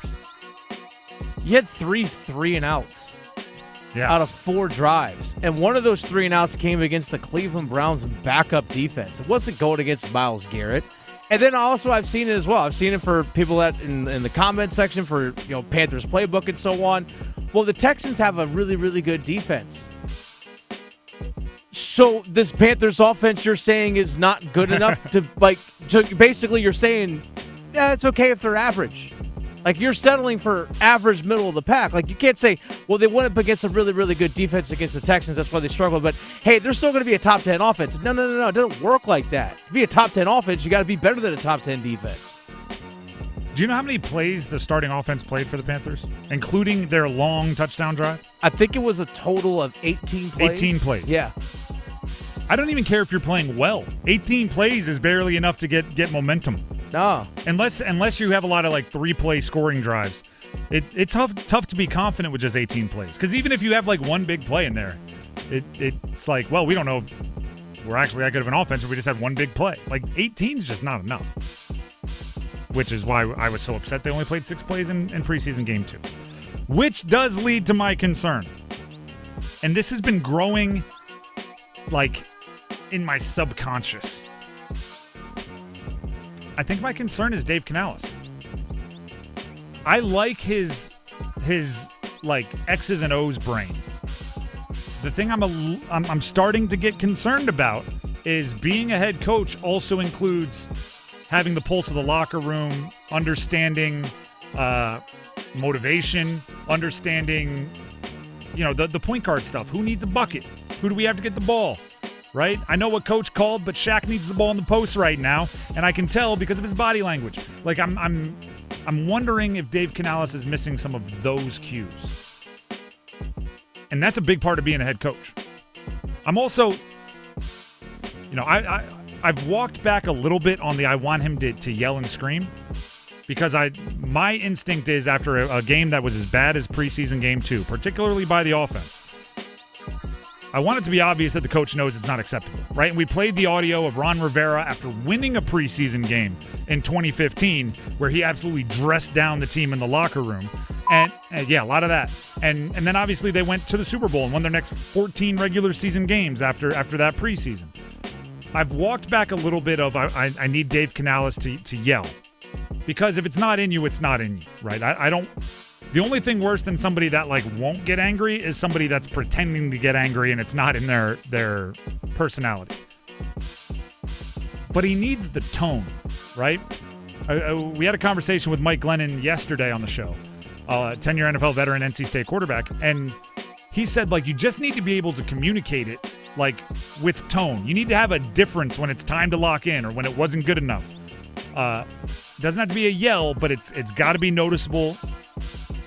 It's I have a hard time articulating it, but I haven't seen it from Canales yet. Or some might just because I have a 4-year-old, right, who's in a little bit of an acting out stage. You need your dad voice, right? Hey, not playing around, right? You need your dad voice. I don't know if Canales has it, or if he does, he hasn't used it yet. And trust me, they've given him plenty of reasons to get mad, right? It's not like it's been. If you're undefeated, you might go, yeah, I haven't seen him that mad, but we're playing well. They've in his tenure have given him a lot of reasons to be upset. Haven't seen it yet, and I'm worried about it. Or you need, ready for this, another analogy. Did your elementary or middle school or high school, did you have the vice president that was the real hardo of the bunch, or vice principal? That was the disciplinarian vice principal? Yeah, there's always one. There's always one. Yep. Maybe Canales needs that. If he's going to be like the fun at assemblies principal, maybe he needs the associate head coach who's not to be messed with. You know what I mean? Does he need the anger translator like the Key and Peele sketch? Exactly. He needs the anger translator. He needs Luther, the anger translator. Listen, guys, I wanted them to earn that third drive, and they just didn't do that, so I didn't think they were enough. Going to go out there. I was just going to send them out for a third drive. Luther steps in. Exactly. Our offense played like Bryce Young's got to get his head out of his. Adam Thielen's got to be the veteran and get those young guys to play like they know what they're doing. Yeah. That's my concern. Let's get to the more fun part, confidence. What are you most confident in when it comes to the Carolina Panthers? Dennis, what are you confident in? My confidence is if you look at the injury front for this team as a whole right now, it's actually in a really good shape. They didn't suffer any major injuries, which is actually a really, really good thing. It's not easy. I mean, look at some of these teams that are going through right now where the Minnesota Vikings don't even know who their second starting wide receiver is going to be come week 1 because Jordan Addison can't play because he has a suspension and a couple other guys are hurt. They're down looking at wide receiver 4 and 5 and 6. Well, if one of you guys might start for us week 1, that's where some of these teams are. Look at San Francisco right now. They're banged up at wide receiver. There's guys that are teams that have lost players for the season already during training camp. Carolina, for the most part, knocking on wood, is in a pretty good spot. I mean, Damian Lewis has the shoulder strain. He might be ready to go week 1. That's probably the biggest one, but Tommy Tremble's awful physically unable to perform with. Overall, health-wise, they're in a pretty good spot. I mean, there are some teams that have been rocked by injury. Oh, absolutely. Rashawn Slater for the Chargers, that can't be overstated how important he is. Highest paid offensive lineman in NFL history. Yeah. Barely made it a week. The only one that I would say that you kind of left off, and it's kind of on a technicality, is if you count Josie Jewell as a season-long injury because he couldn't really get his concussion protocol sorted. But if that's your biggest tough to deal with injury, Josie Jewell being lost before preseason, so you have the entire preseason to figure out your plan. That's pretty fortunate. My confidence, and I said this the last couple of times, it's the offensive line. The offensive line. And guess what? They weren't great in the most recent preseason game. But they might be the only unit on the team that has earned the benefit of the doubt from me. Right? They might be the only unit on the team, especially as run blockers specifically, where I'm like, yeah, they didn't play great in the preseason, but I've seen them do it enough in the regular season that I'm going to give them the benefit of the doubt that they'll be all right. Right? Like if I don't know, Josh Allen threw a pick on his only drive in the preseason, I wouldn't go concerned. I'd still go I'm pretty confident in the reigning MVP being good this year.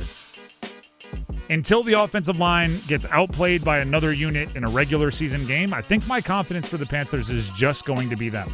Because I also don't want to vault anyone else up higher based on they were a bright spot in a bad preseason game. That's not enough to move the scales either. So the offensive line, particularly as run blockers, maybe Chuba Hubbard between the tackles. There's not much that I would say is kind of recession-proof for the Panthers, but the offensive line as run blockers are. That's cons and cons. If you have some you'd like to add, feel free to let us know in our YouTube comments. 99.9 The Fan. What are you most confident? What are you most concerned about in our live stream comments for the Carolina Panthers? Speaking of the Carolina Panthers, I almost unintentionally fell into a really interesting way to look at the Panthers season this year. So what I started with, this was my thought exercise. I'm gonna give you the whole path here.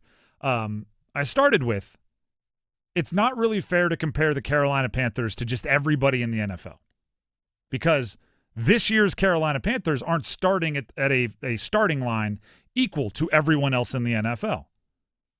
It's unfair to compare a 5-win team from last year to an 11-win team from last year and act like, they're better than you. It's well, they were an 11-win team last year, right? Even if they didn't get any better this year, they still might be a couple steps ahead of the Panthers, even if the Panthers got 4 wins better this year.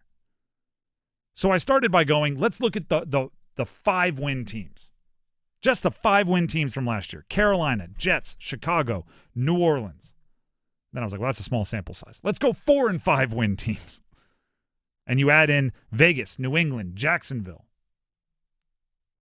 And then I noticed something. I was like, let me see if this tracks. And I included the 2-win teams.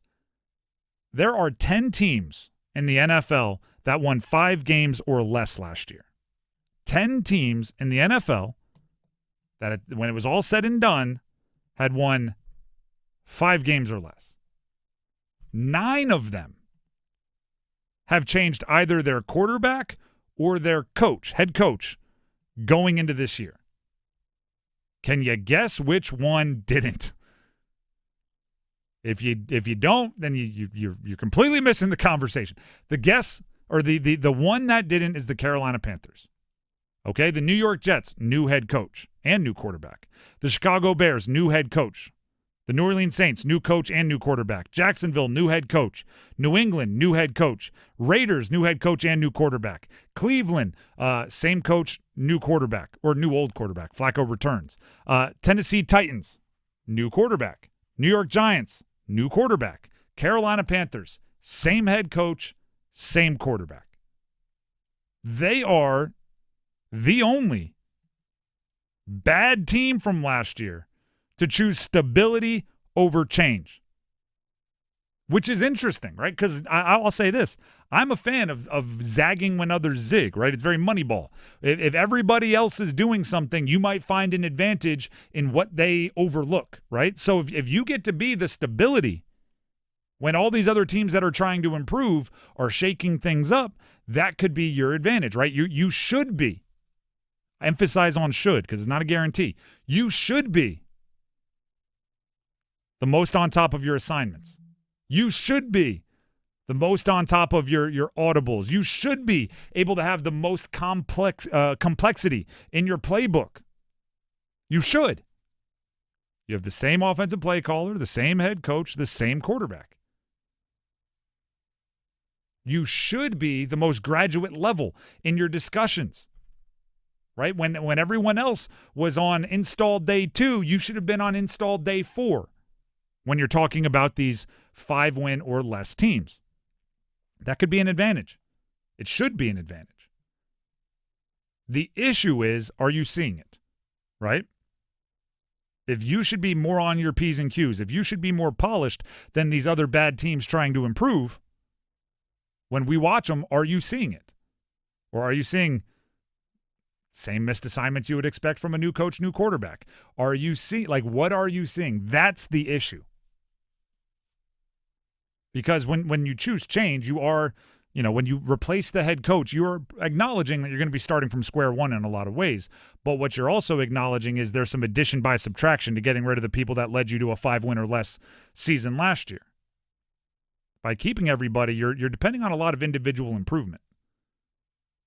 And you're depending on that compound knowledge, like I talked about. Bryce Young should be better this year for no other reason. Even if he improves not at all as a individual player, he should be better just by knowledge of the playbook, knowledge of the offense, knowledge of how to handle Dave Canales, and vice versa. So I'm going to be very, very critical early on in the season of pre-snap penalties.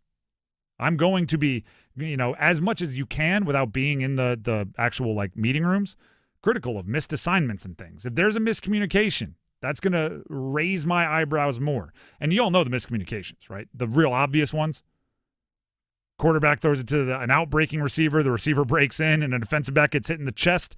When those happen, if you're brand new to an offense, you got a new coach, new quarterback, it's all right, they'll fix it. Don't make the same mistake twice. If it's second year and they're still happening, now that's an issue that deserves quite a bit more attention. But you want to know the second part of this? Should we give a shout out to David Tepper?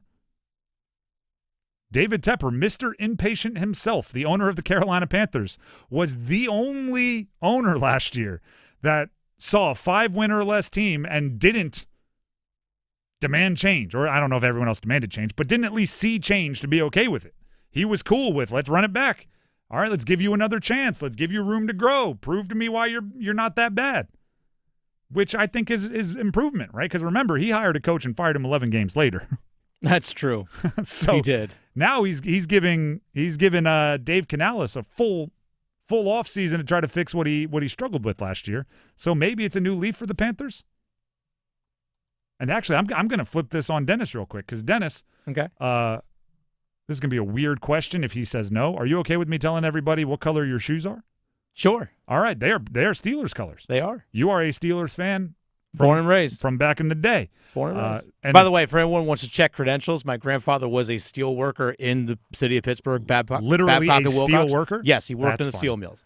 That's fine. My mom's from Western Pennsylvania. I mean, I wasn't. There's my credentials for all you people who are like, oh, bandwagon. I wasn't challenging your credentials. Oh, at all. I know, but there's Also, always. I trust me, I hear it all the time. I don't know if now would be described as a bandwagon. I know exactly. Maybe a handful of years ago. Either way, the reason I bring it up is when I think loyalty, when I think stability in professional sports, let alone the NFL, Steelers might be number one. They've had like 3 coaches since 1965 or something along those lines. Yeah. Chuck Noll to Bill Cowher to Mike Tomlin. Are you in favor of being the lone stability of the bad for the Panthers, knowing that you are born and raised and have so in your life it's been 2 Steelers coaches, right? Chuck Noll was like early on in my life. Very Chuck early. Noll was still there, but yeah. So pretty essentially much, 2. Shout out to NC State for Bill Cowher, by Yeah. the way.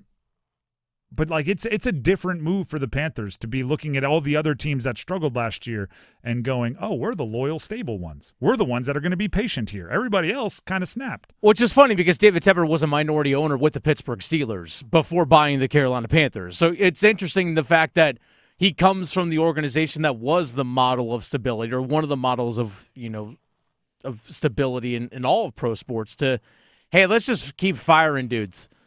Let's just keep firing guys. Hey, Ron Rivera, you don't even make it through your second year. Out of here. Exactly. Matt Rule. It's crazy. Earlier in your third year. Out of here. Frank Reich didn't even make it a full year. Out of here. So, yeah, the fact that the Dave Canales and this crew getting a second, I think it's also David Tepper might just be learning. Hey, you know what? I'm all in on, like, let's actually have a plan and stick it out. How important is it that Canales figures it out so Tepper continues to show loyalty to people within the program, right? Because if you give somebody 3 years and it doesn't work out, you feel like you just wasted 3 years, and you're like, next time I'm not doing it. As soon as I know, I'm pulling the trigger.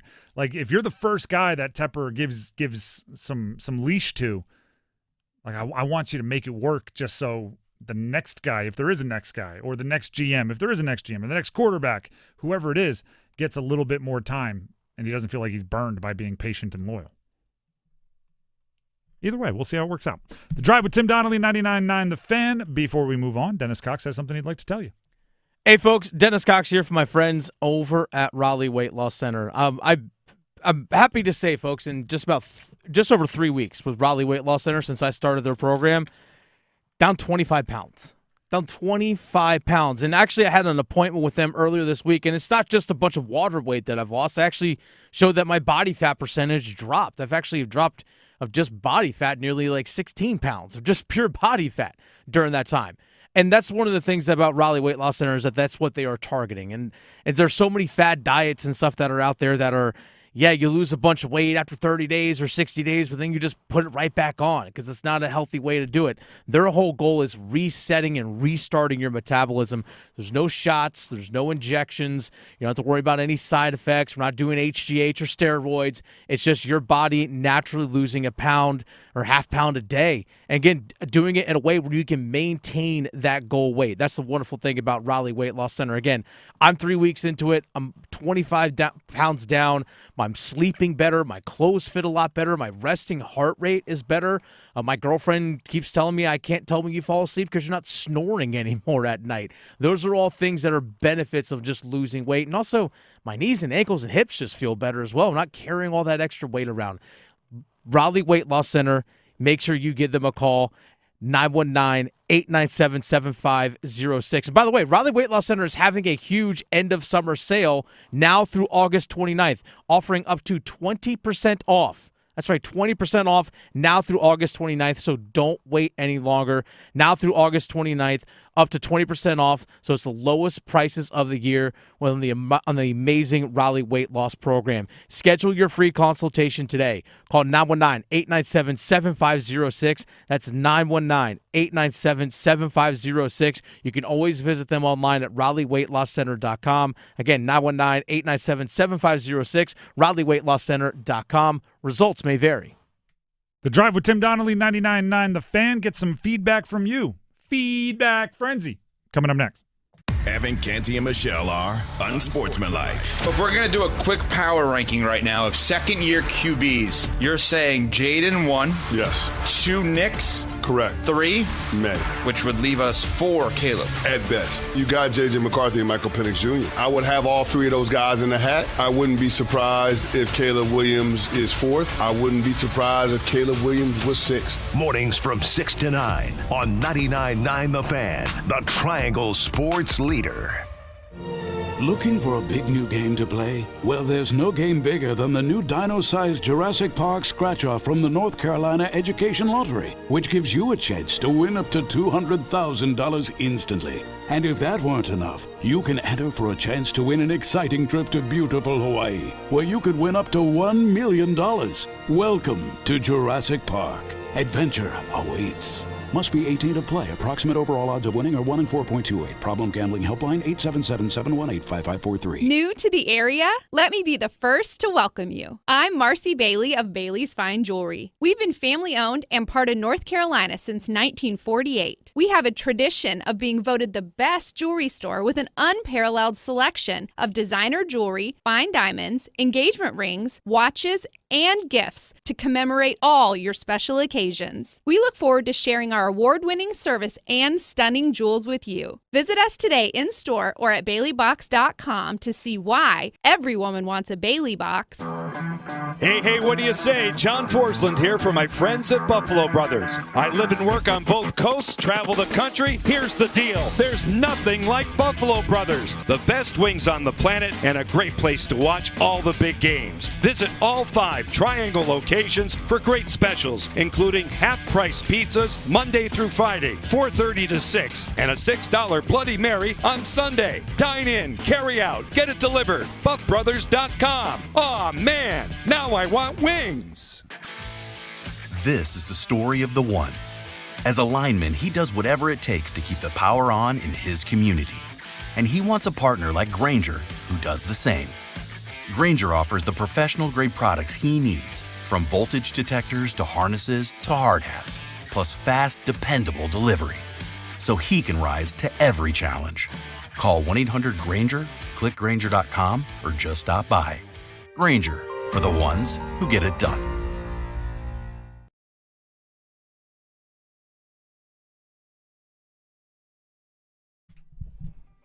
The Drive with Tim Donnelly, 99.9 The Fan. We love to hear from you, our listeners. We do so in a few different ways. One of them is something we call a feedback frenzy.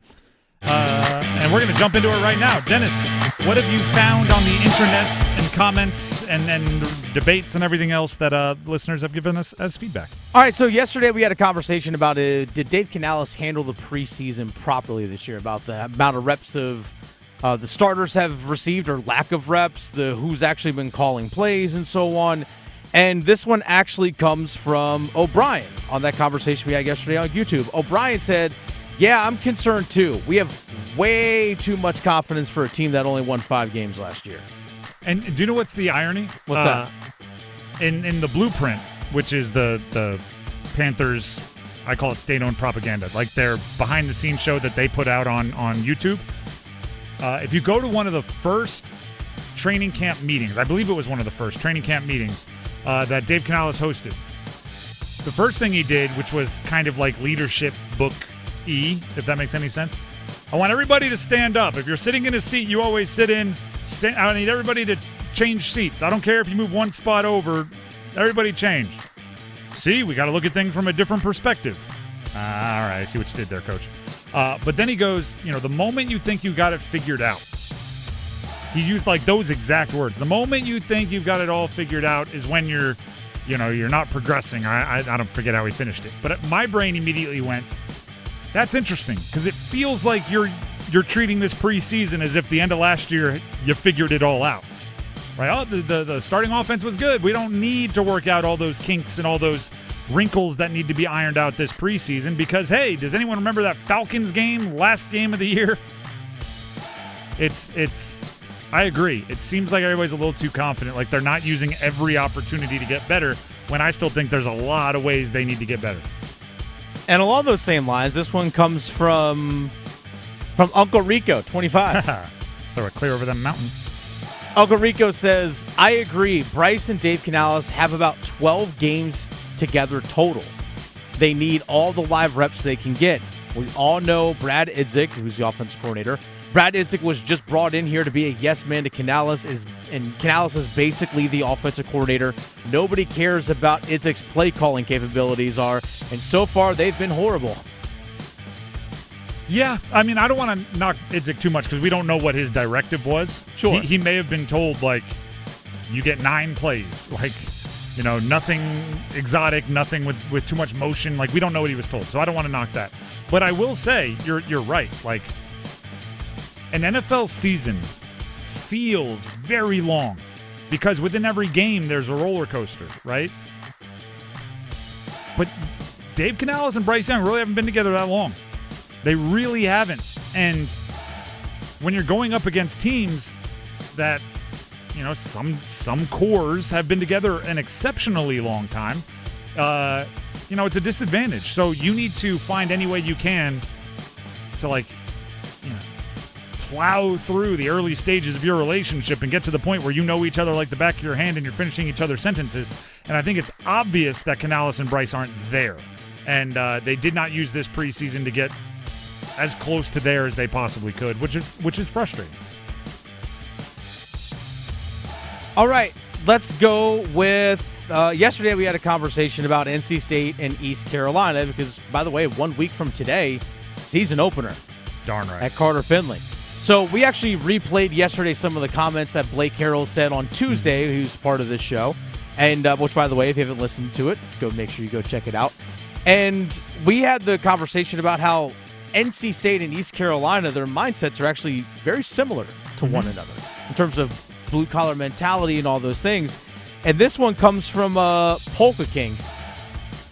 Polka King says, there is so much truth on the statements that were made on this show, again, regarding the mentality of both schools. Both schools definitely have that blue-collar mentality, and that's what makes both schools special. Love it. You can tell NC State fans are scared to lose. Okay. You had me in the first half. It changed really on that last sentence. So a lot of the things I admire about my favorite team is also true about your favorite team, you scared losers. It's like, whoa. Where'd that end come from? I don't want to, scared to lose and understanding how detrimental a loss would be to your program might be two different things. There is some freeing mentality of being a group of 5 program against a power conference program. There is some freeing ability of being the underdog, right? Where if we lose, cool, we were supposed to. We were the underdog. If we win, everything changes. When you're the favorite, there is a bit of if we lose, this is bad. And if we win, we get almost nothing because we were supposed to. So, phrasing it a bit differently, there is some fear of loss just because they have kind of more to lose, if that makes any sense. The favorite in every situation has more to lose. But I do agree that they are similar mentalities. All right, along those same lines, along that same conversation, there's obviously always back and forth between fans and things along those lines. For example, Danny J says, NC State will be lucky to go 6-6 this year.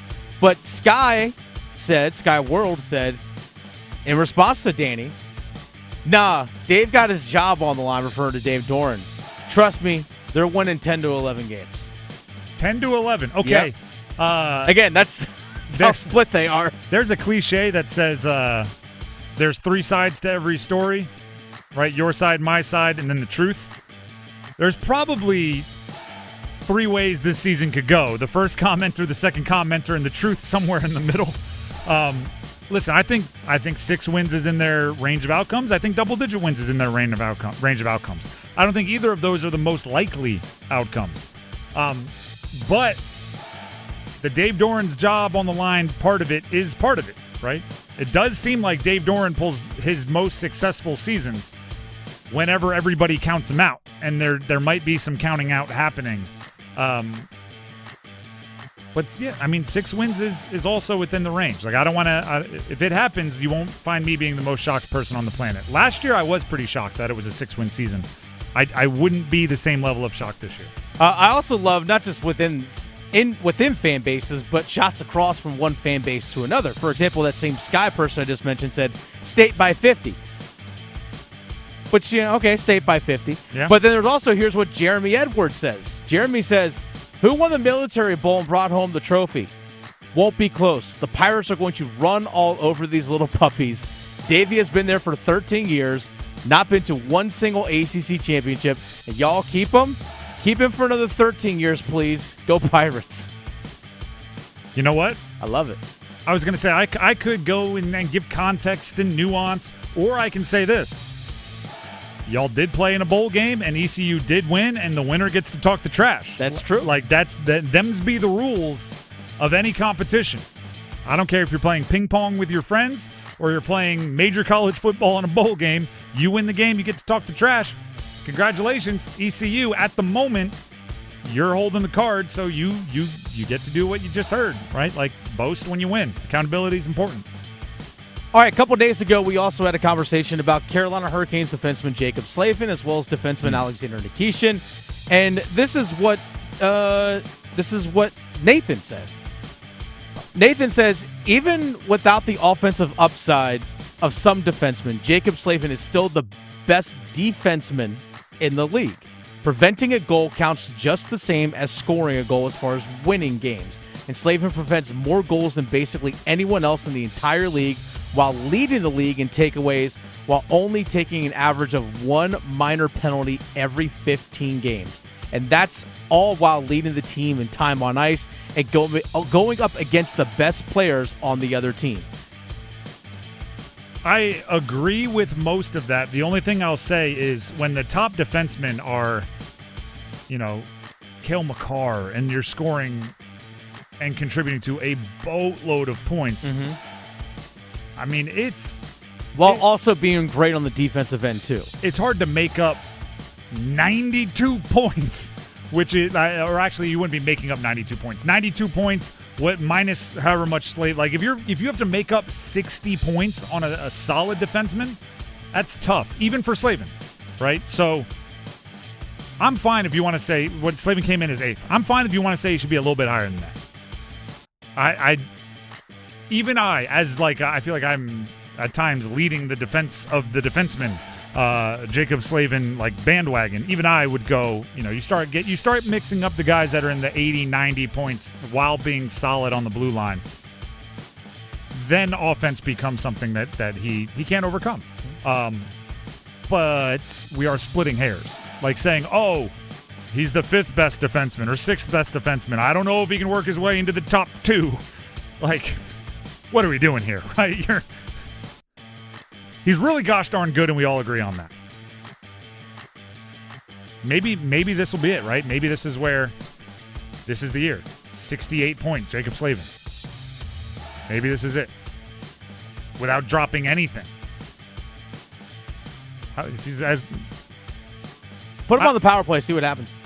Maybe that. Well, actually, I kind of like Ghost on the power play, and I want Nikishin on the power play, which is a good problem to have. Like more people on the power play than you want. But I almost look at his offense like a receiver putting on weight in the offseason, right? Because what do they always say? Like, I put on 10 pounds and I didn't lose any speed. Like, I want him to add as much offense to his game as he can without losing the defense, right? Because the moment a wide receiver is like, I put on 15 pounds, but I lost a step, I'm like, well, then take the weight off. What are you doing? Yeah, shed it, buddy. Like, for a defenseman like Slavin, I'm like, yeah, be more aggressive. Yeah, go try to score goals. But the moment his defense takes a step back, I'm like, no, what are you doing? Stop shooting. Go back. That's the way I look at it for Slavin, because his defense is too valuable for the Canes otherwise. Let Ehlers be all the new goal scoring. Let Miller go figure it out on the other side. That's a feedback frenzy. Appreciate all of you that contribute. We do our best to mix in a bunch of comments from a bunch of different people. And if you haven't heard your comment on a feedback frenzy yet, don't give up. Keep trying. Maybe next time. Also, stick around. Don't give up, because the starting five is coming up next.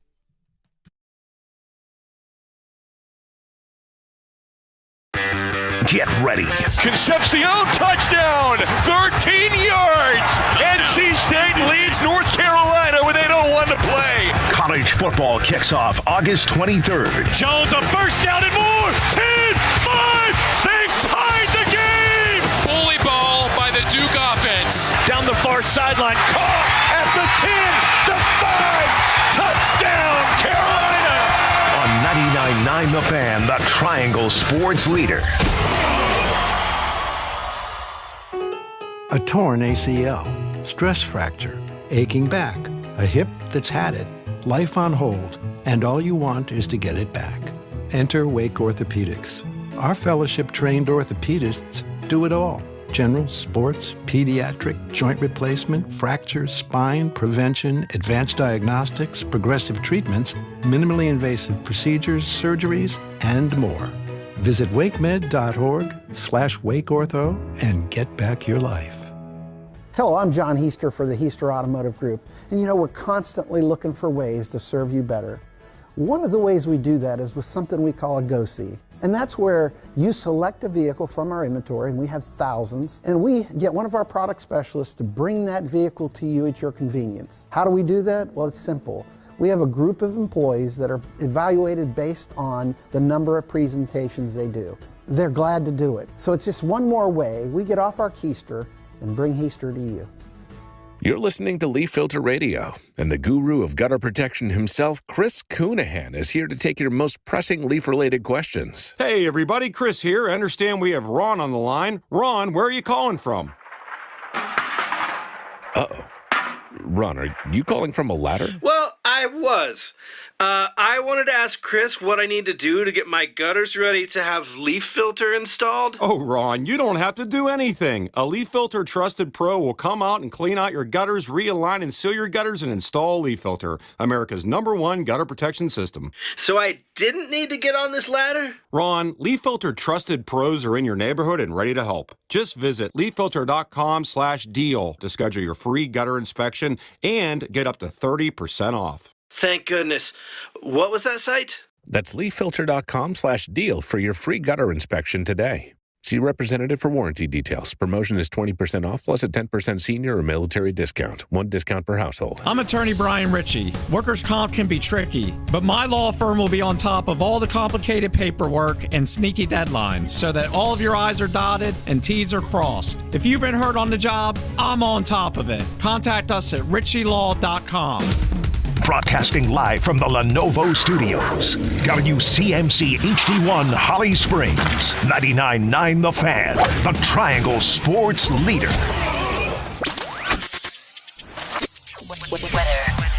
I'm WRAL meteorologist Amy Wilmoth. A couple of spotty showers out there through the evening. Overall, a fairly comfortable day. Tonight, we'll have partly cloudy skies with lows in the upper 60s.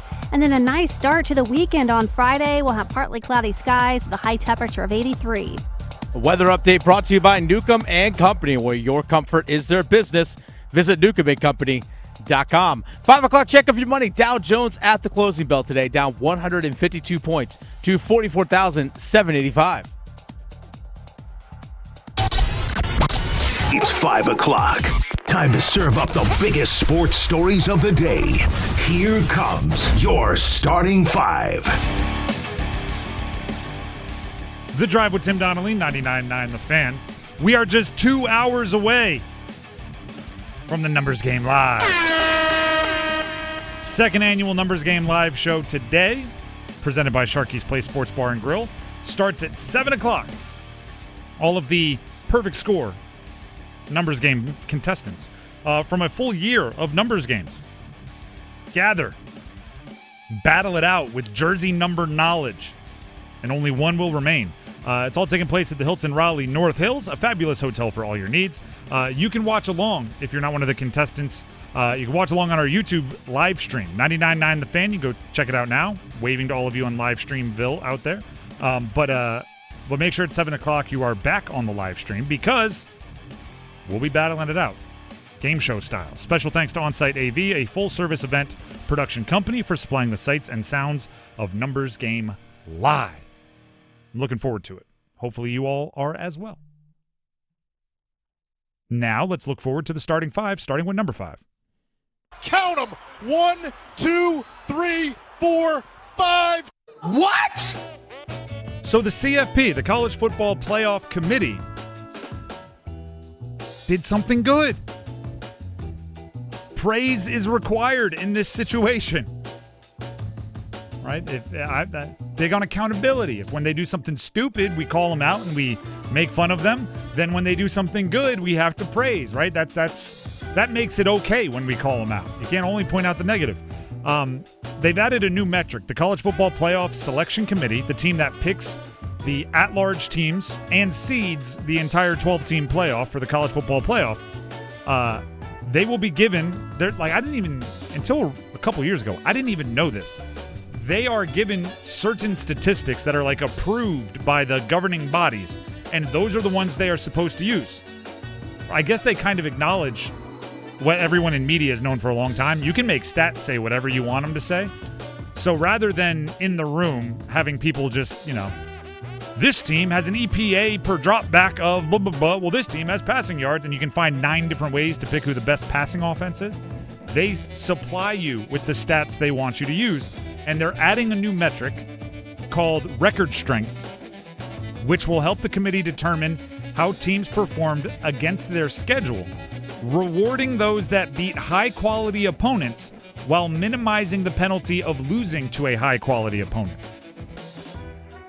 So essentially what we were talking about earlier with underdogs and favorites, if you're playing the number 1 team in the country, that's nearly an no-lose situation for you, right?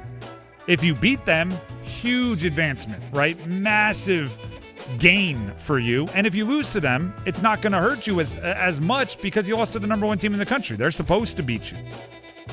Which, there's a lot of logic there.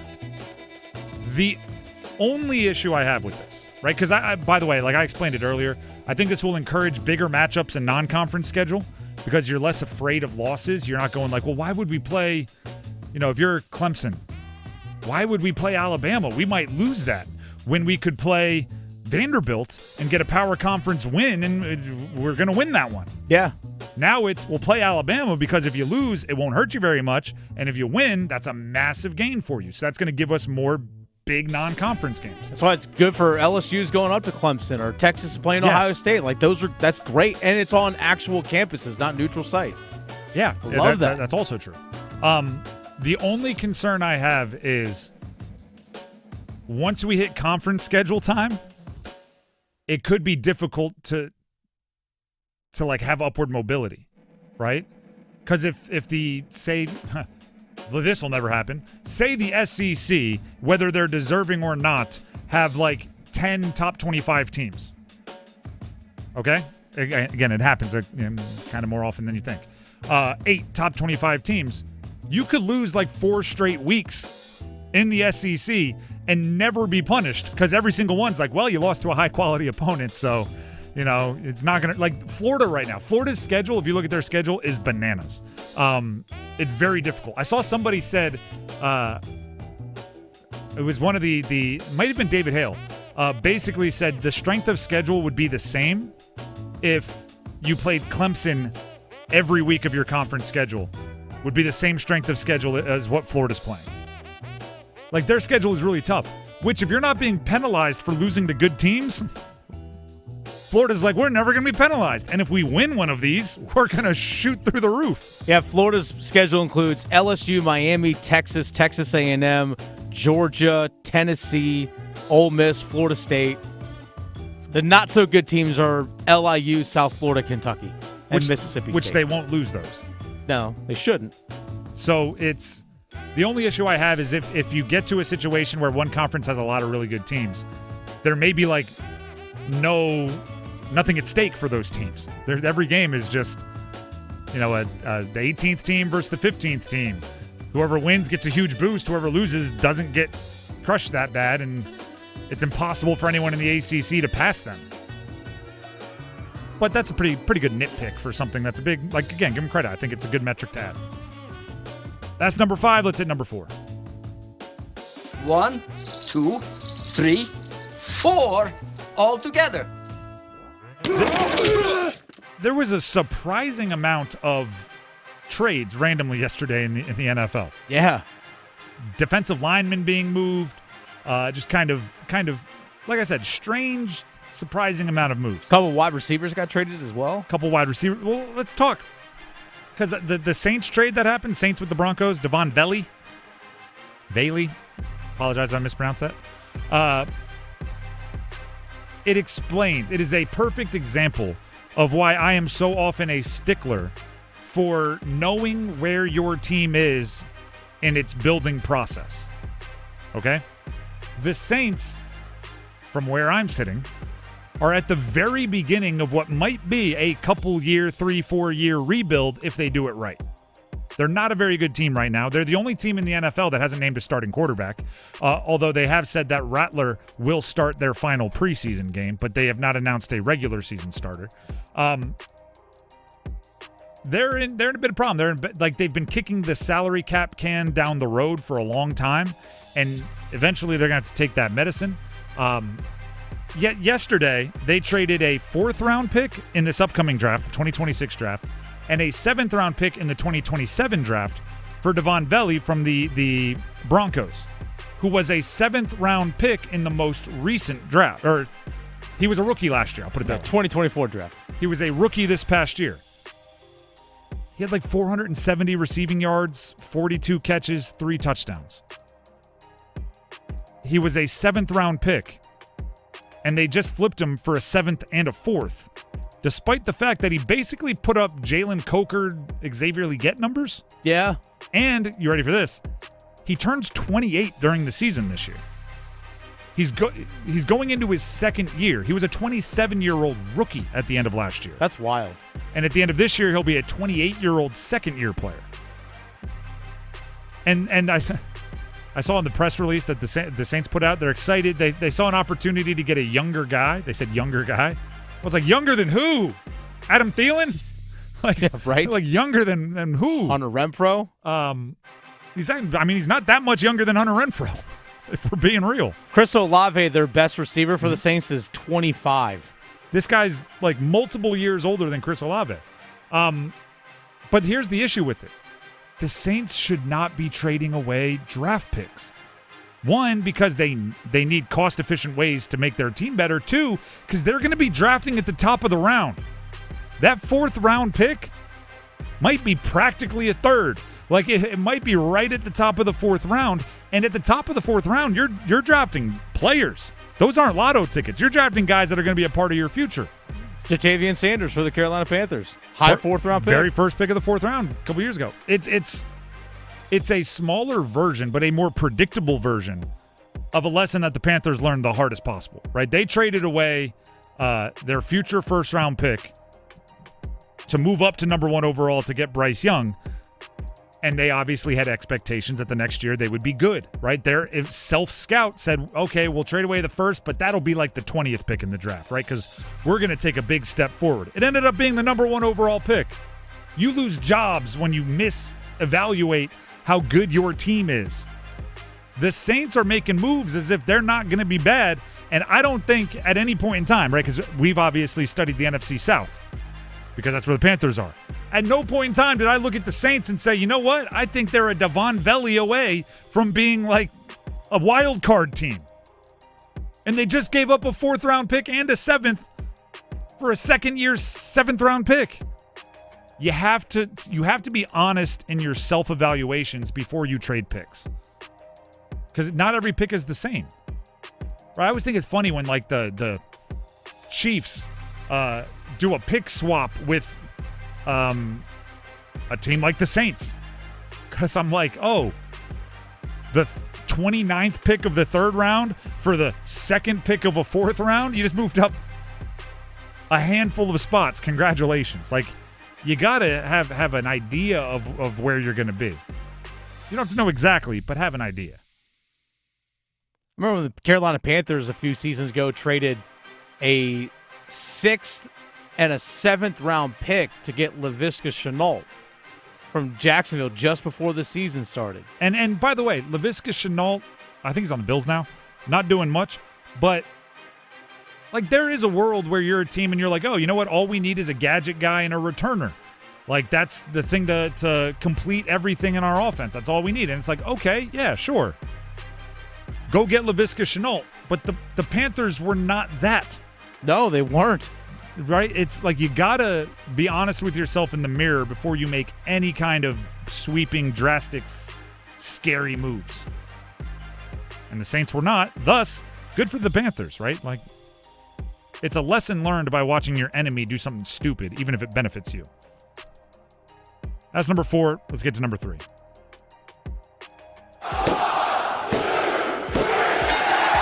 Now a turnover. Here comes Aho on a break. Shoots, he scores! Carolina strikes first. It's 1-0. And the Canes off to an incredibly hot start. Sebastian Aho. According to the NHL Network, the NHL Network is doing their off-season rankings for each position. They listed their top 20 centers right now. Sebastian Aho, number 13 on that list. 13. Dennis, is that the right spot? I think it's fair. I think it's a fair place to put him. Yeah. Is he better or worse than Robert Thomas? I'd say similar in terms of production. I can't tell you what Robert Thomas does in terms of penalty killing, which is something that Sebastian Aho does extremely well. Do you know what that? And by the way, the player I just picked him because he's 12th and Aho's 13th. Jack Hughes 11th, Nico Hischier 14th, Dylan Larkin 15th. So that's his neighborhood, right? Those are his neighbors on this list. You brought up a part that I think is actually one of the more difficult things about Sebastian Aho, which is his value sometimes. Like he's a let me think of the best way to describe this. In baseball, he's not a home runs, RBIs guy. He's more of a on base percentage WAR guy. You know what I mean? Like he some of his value is hidden in the stuff that kids don't look at the back of trading cards. Right? If you go to the top of this list, it's going to be a lot of 100-point scorers. It's going to be a lot of goal-scoring leaders. It's going to be a lot of those types of things. Sebastian Aho, the first thing you brought up was penalty kill, right? Face-offs and two-way hockey and possessing the puck and all of these other things that he does that aren't necessarily the things that are super flashy, which makes it tough to argue with people that just value the back of the trading card statistics, right? Like Austin Matthews is 7th. Matthews is going to score a lot of goals. Yeah. And for the people that care about that, they're never going to look at Aho and go, he's also really good because he's a great penalty killer and scores a lot of shorthandeds. They're just looking at one number when they're judging their best players. It's how many goals do you score? I would probably I'll probably move Sebastian Aho up at least one spot to 12. Just getting the top dozen? Yeah, I think he's a little bit more productive than Robert Thomas is, but Robert Thomas is a really good player. Without having to do what I made you do and go he's better than this guy, he feels 11-12 to me. Yeah, that's fair. Without writing out full lists, he feels 11-12 for me. If I did the list, maybe it'd be up or down a little bit more if I actually went and figured it out, but I haven't done that yet. NHL Network did, and they put him 13th.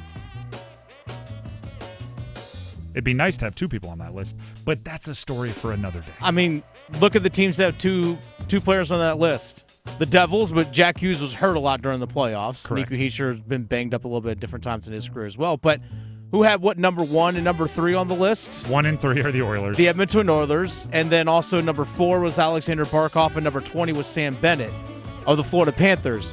What two franchises have played in the Stanley Cup Finals each of the last 2 years? I'll give you this. Rest my case. The one thing I would push back a little bit is I think Sam Bennett is on the list because they won the cup. I mean, he's earned that, though. In the postseason, he absolutely has. Yeah. In the postseason, he absolutely has.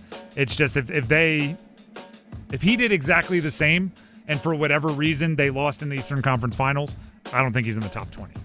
Even if he was on like the same tear I don't know. Am I being ridiculous? Yes, I absolutely am. Like, it's only because they win the cup back-to-back years that people think they're good. It's like, well, yeah, you realize that's the whole point, right? Yeah, I do. Yeah, that's kind of the yeah. Let me rewind it. I have no nitpicks with what you said. Let's get to number 1. Or do you want number 2? I do want number 2. Flustered by Sam Bennett. Just the two. Must be what it feels like to play against him in the playoffs. Hey, you know what? I bet.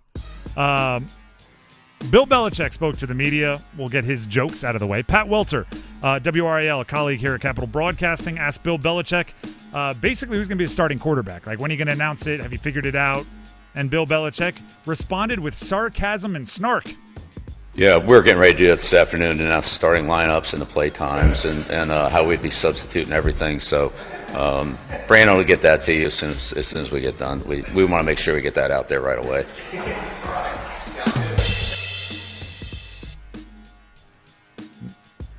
I want Bill Belichick to do stand-up comedy.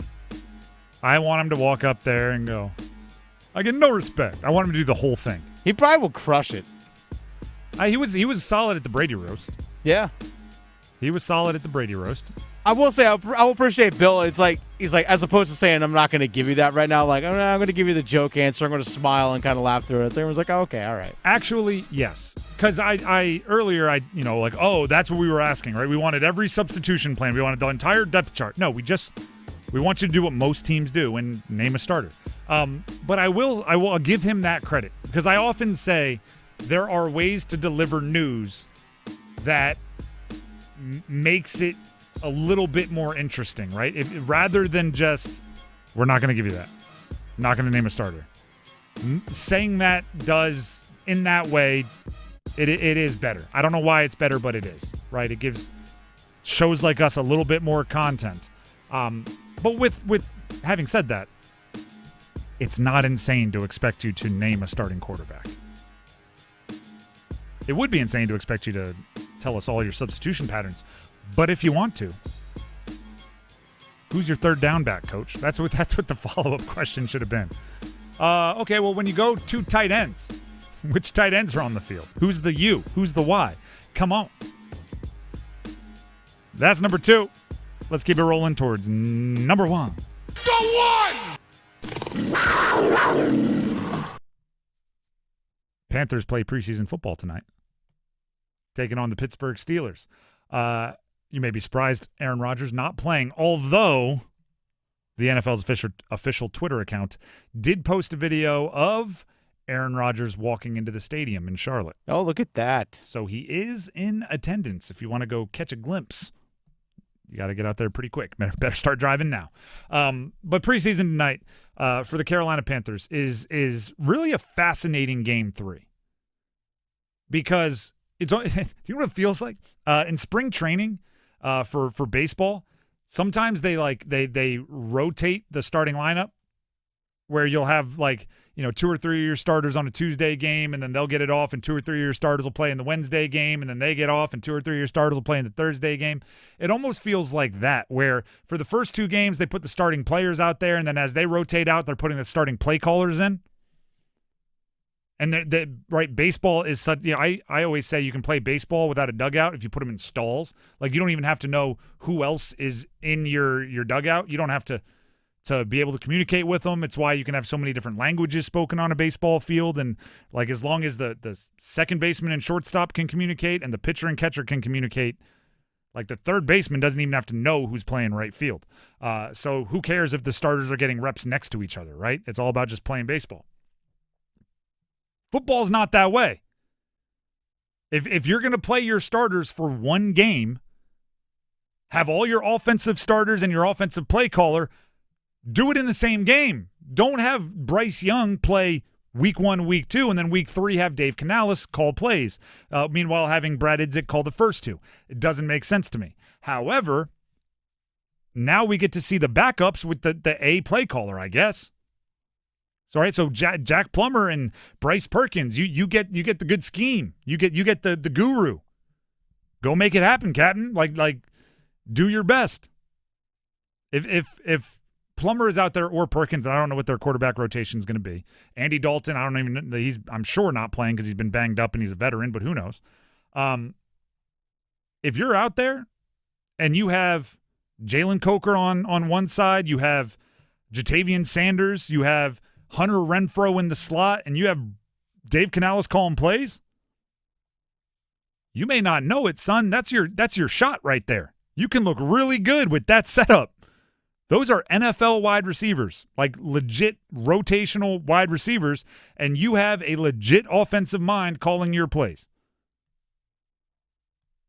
And you're going up against most likely the Pittsburgh Steelers backups. Like, this is your chance to put together a highlight film that keeps you in the league another year if you're Jack Plummer, or gets you back in the league for another year if you're Bryce Perkins.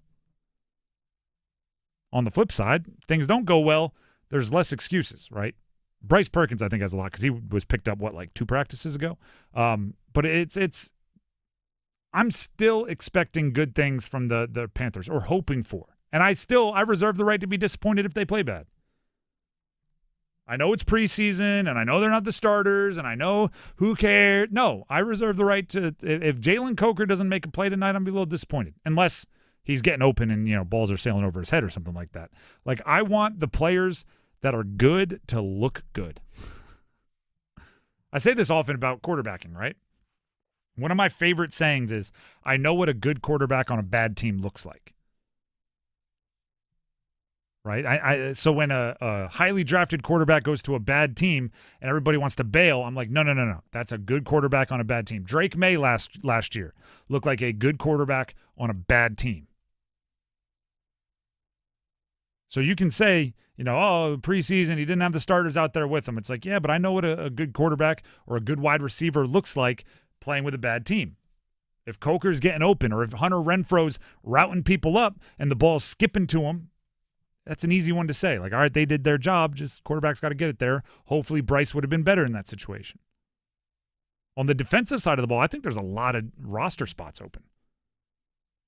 I mean, obviously not like the top guys, but I don't think this team, meaning the Carolina Panthers, cut a guy 48 hours after he forces a turnover. Unless it's truly like you're already 75 on the roster, like you're out there in the fourth quarter. If you force a first half turnover tonight, I think you make it onto the 53-man roster darn near guaranteed.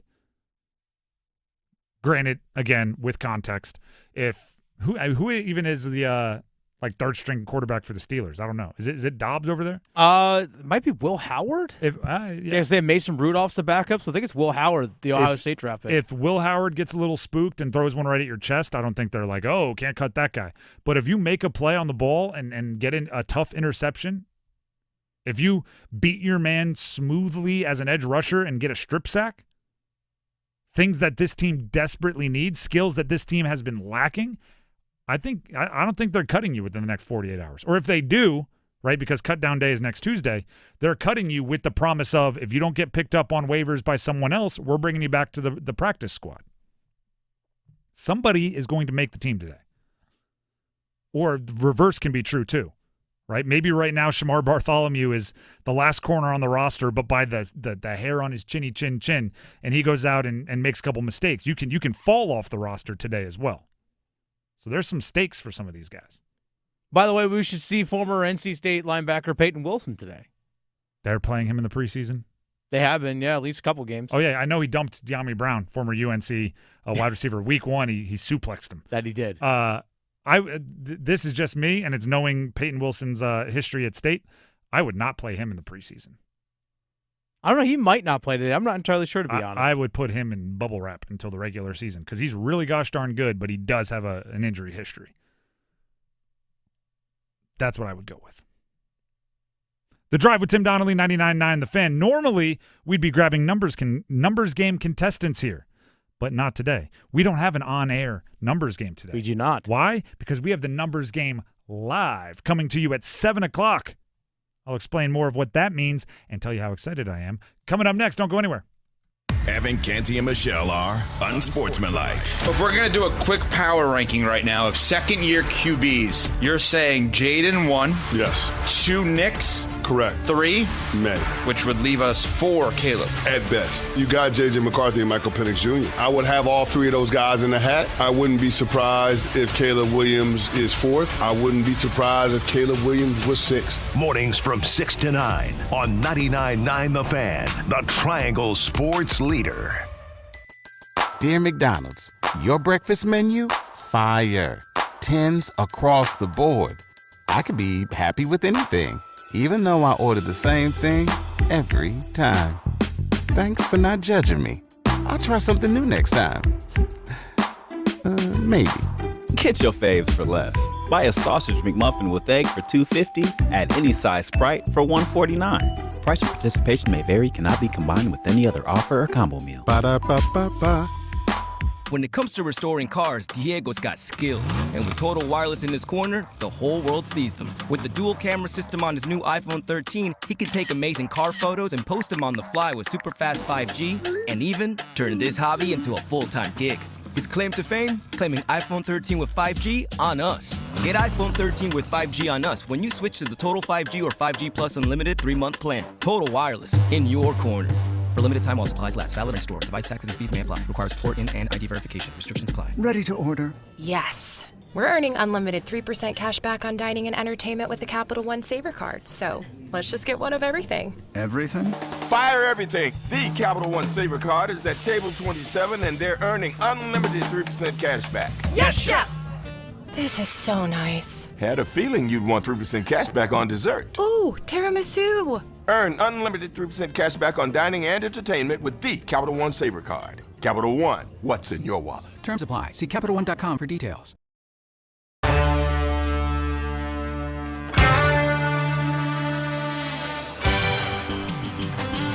The Drive with Tim Donnelly, 99.9 The Fan. It is normally time to play the numbers game.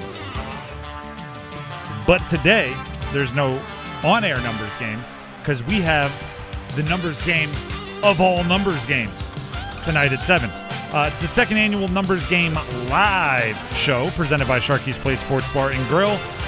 We'll all be immediately after this show jumping in our cars, driving over to the Hilton Raleigh North Hills, a fabulous hotel for all your needs, where we will crown a Numbers Game live champion. The best of the best. The best knowledge of sports jersey numbers of them all. And we'll do it live on YouTube. So head to our YouTube right now. Subscribe.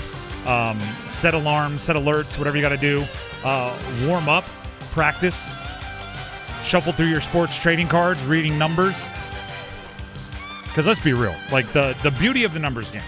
And by the way, special thanks to Onsite AV, a full-service event production company, for supplying the sights and sounds of Numbers Game Live tonight when we do go live on YouTube. The beauty of the numbers game, and it might be weird me describing the beauty of something that like we created and we do on this show, but the beauty of the numbers game truly is the ability to play at home. Right? The beauty of the numbers game, and I know this from the interactions with many of you, where you come up and you go like, how did they not know, Barry Sanders, they said he was number 37. Because you're playing along at home, right? And you're trying to get it right, and you're trying to prove you're better than them. It's the same secret sauce of like Jeopardy or any of these things. Family Feud, right? Nobody watches Family Feud watching Fast Money and just going, they guessed apples. No, as soon as they say, what's the first fruit you get when you go to the grocery store, you're yelling out oranges, right? Like you're trying to do your own thing. That is the numbers game. So I can tell you this. If you enjoy every day about this time playing along with us for the numbers game, you 100% want to tune into our live stream at 7 o'clock today, because there will be hundreds, if not thousands, of names and numbers read and answered and checked with, and we'll always make sure, for those of you playing at home, we give the right answers at the end of each segment. Like there's going to be a lot. There's been a lot of production done behind the scenes. Shout out to Paul Ihander and Bree here that have done a lot of it, and everybody else. Video Joe, don't want to forget anybody, but there's a lot. It is going to be a really cool event, and it's going to be basically the numbers game on like every steroid you can imagine. It's a ton of fun. And yes, like you said, YouTube Live, where you can watch it, and jump in the chat. If you're friends with people that are going, jump in the chat, or just, it's funny because I'll even read some of the comments that are going on live during the contest, as people are walking up for their next round. So we'll definitely be engaged with you all for sure. It definitely is a lot of fun. And we should have 20 contestants this year. Last year, I think we had 13. 20 contestants that we have it all, like the rounds will be done kind of, there's unique things for each round. Again, like I said, a lot of work went into this. I'm looking forward to being a part of it. Hopefully you all can tune in. Someone's walking home with a trophy. With a trophy plus. Yeah, trophy plus. I don't think we've been given the okay to discuss the plus, but it's a trophy plus. And it's really fun for us to interact with everybody and to hang out with some of our most loyal listeners, right? If you're getting 5 for 5 in the numbers game, you're a pretty good sports fan. And we enjoy hanging out with pretty good sports fans. Quickly here, just because it's building off of literally something we were talking about as this news was breaking.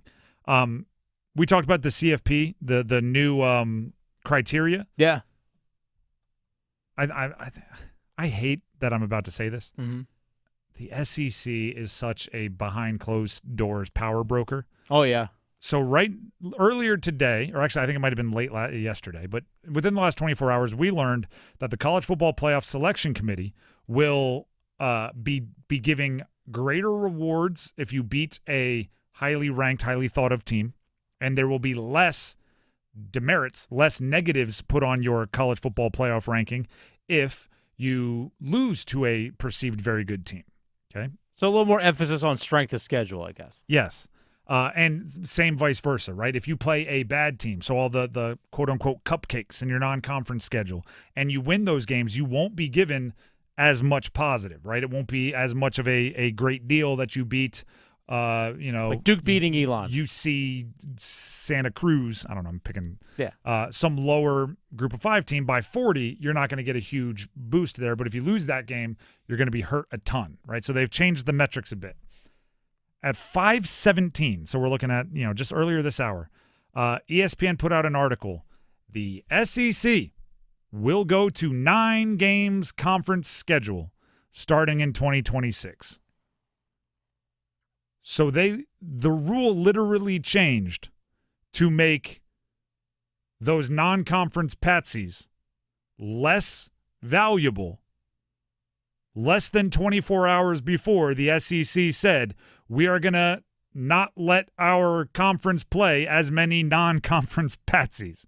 So for years, the SEC's non-conference schedules were one big game and a bunch of pushovers. Mm-hmm. Now they're going to, I assume, get rid of one of those pushovers and play another conference game. And it just so happens to be right at the point in the CFP rankings selection committee era where those pushover games that they're getting rid of one doesn't help your case anymore. It would have been, under the previous metrics, worse for the SEC to go to a 9-game conference schedule.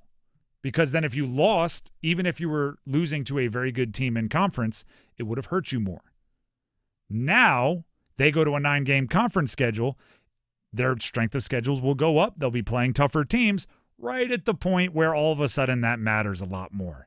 The SEC is a puppet master, and we're all just paying attention. I also wonder this, though.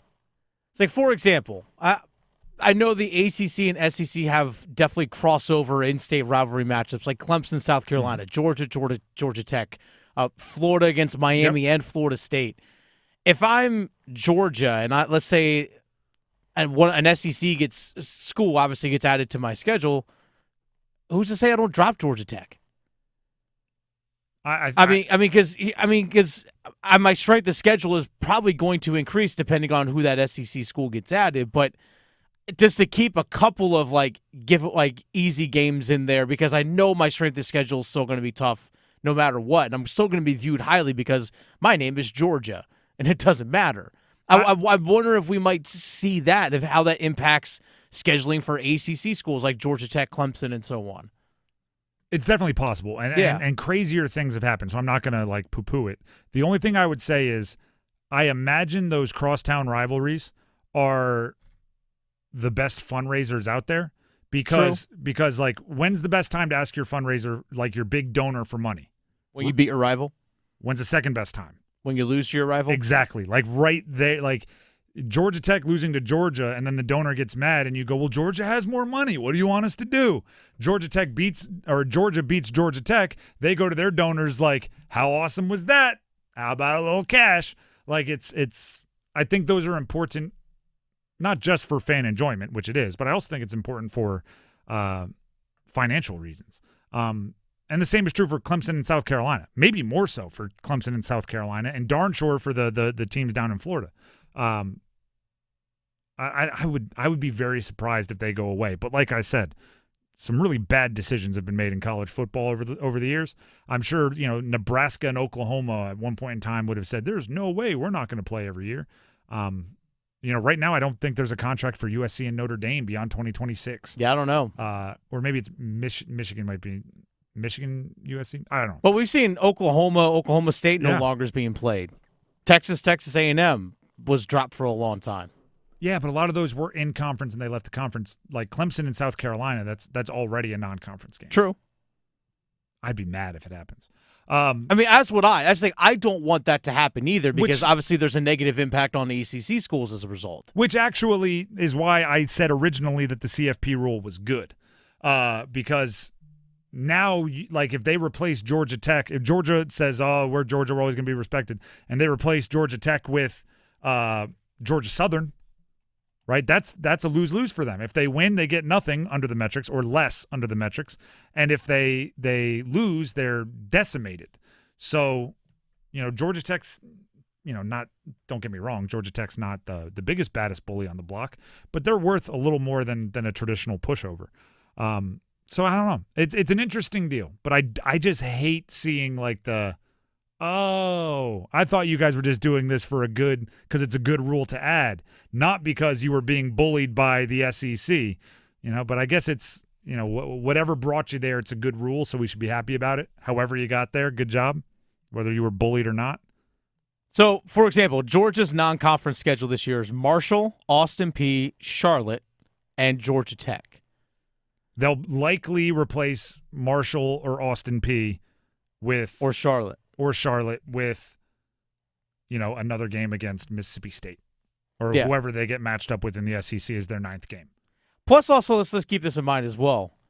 State legislators also want these games to happen as well. The rivalry games that you're talking about. Yeah, the rivalry games. Like that's the thing to keep in mind as well. Like, hey, there might be a law down in Georgia, or if it's not there, it might eventually come. We're like, hey, you two have to play each other every year. Yeah, not only do they want the game played, they want to be like the honorary coin tosser. Of course. Like there's a lot of political pressure on that. You're absolutely right. All the dignitaries. And again, all things to keep in mind when it comes to this kind of stuff. Should the ACC add another conference game?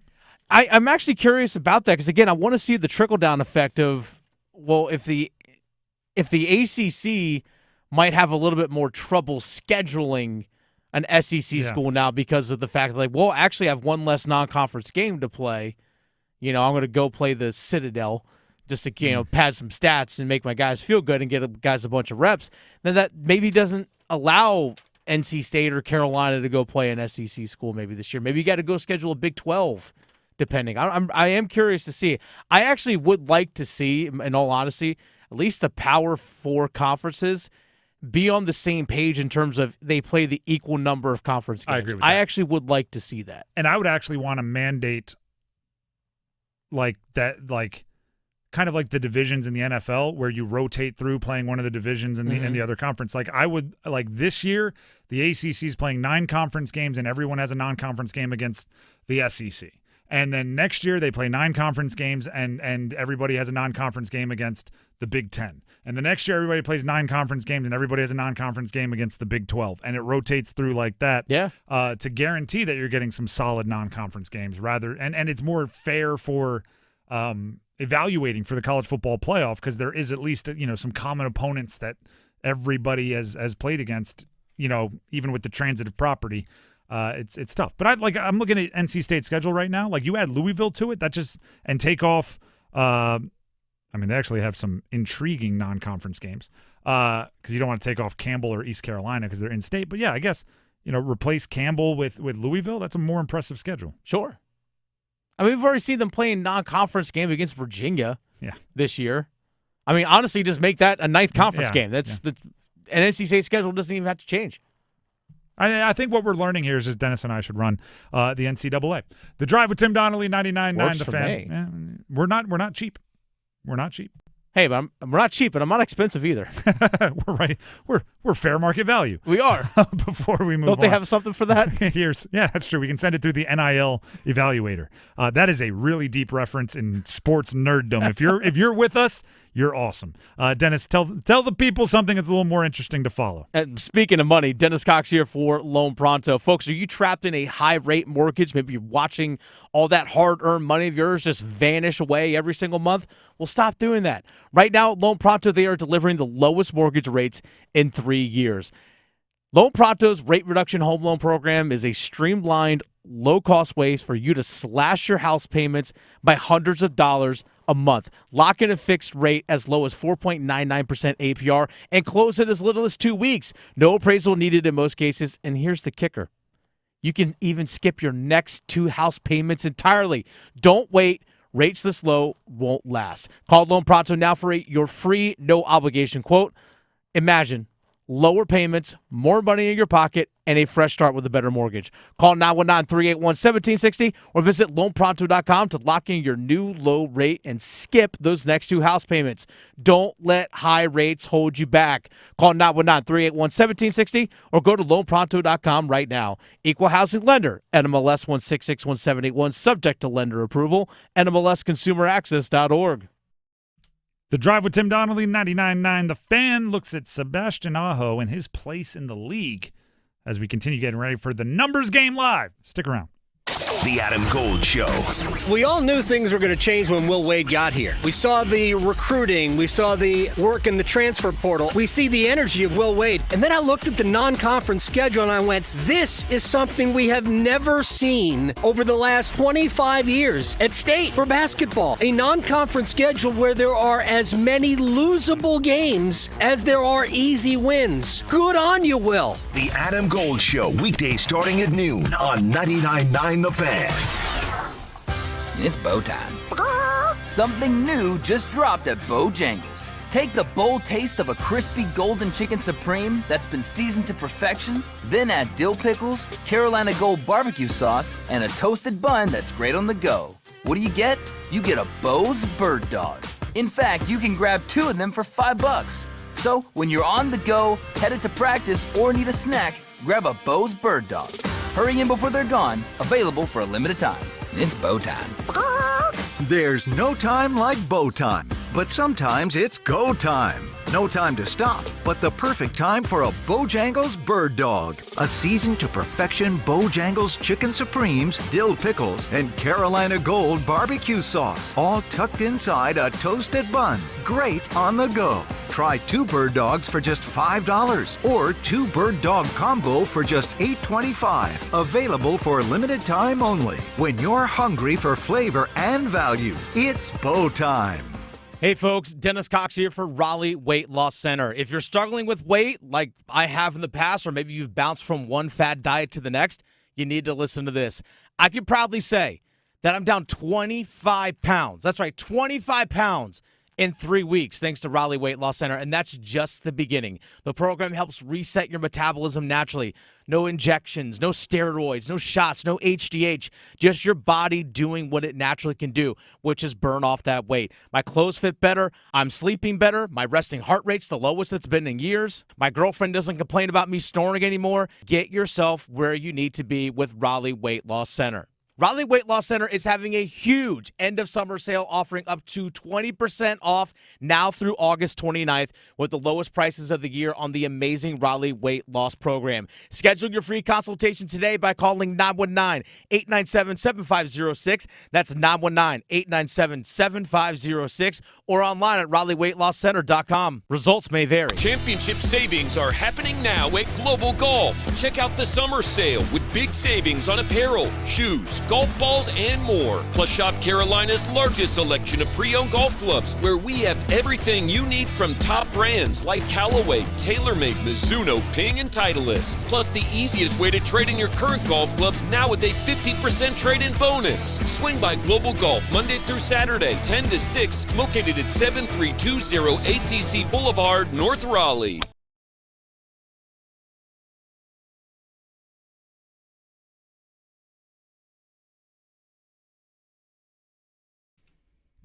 The Drive with Tim Donnelly, 99.9 The Fan. We have the Numbers Game live tonight. As soon as this show is over, packing up the stuff, heading in the car, heading to Numbers Game live. All of you have until 7 to get locked up, get locked in, I should say, on the YouTube live stream. That's whenever the action will start. It's when the magic happens, to quote everybody that was ever on Cribs. That's what they always said, right? Cribs back in the day? The MTV show where they toured the house, they'd walk into the bedroom and go, this is where the magic happens. The Hilton Raleigh North Hills for the Numbers Game Live. That is where the magic happens.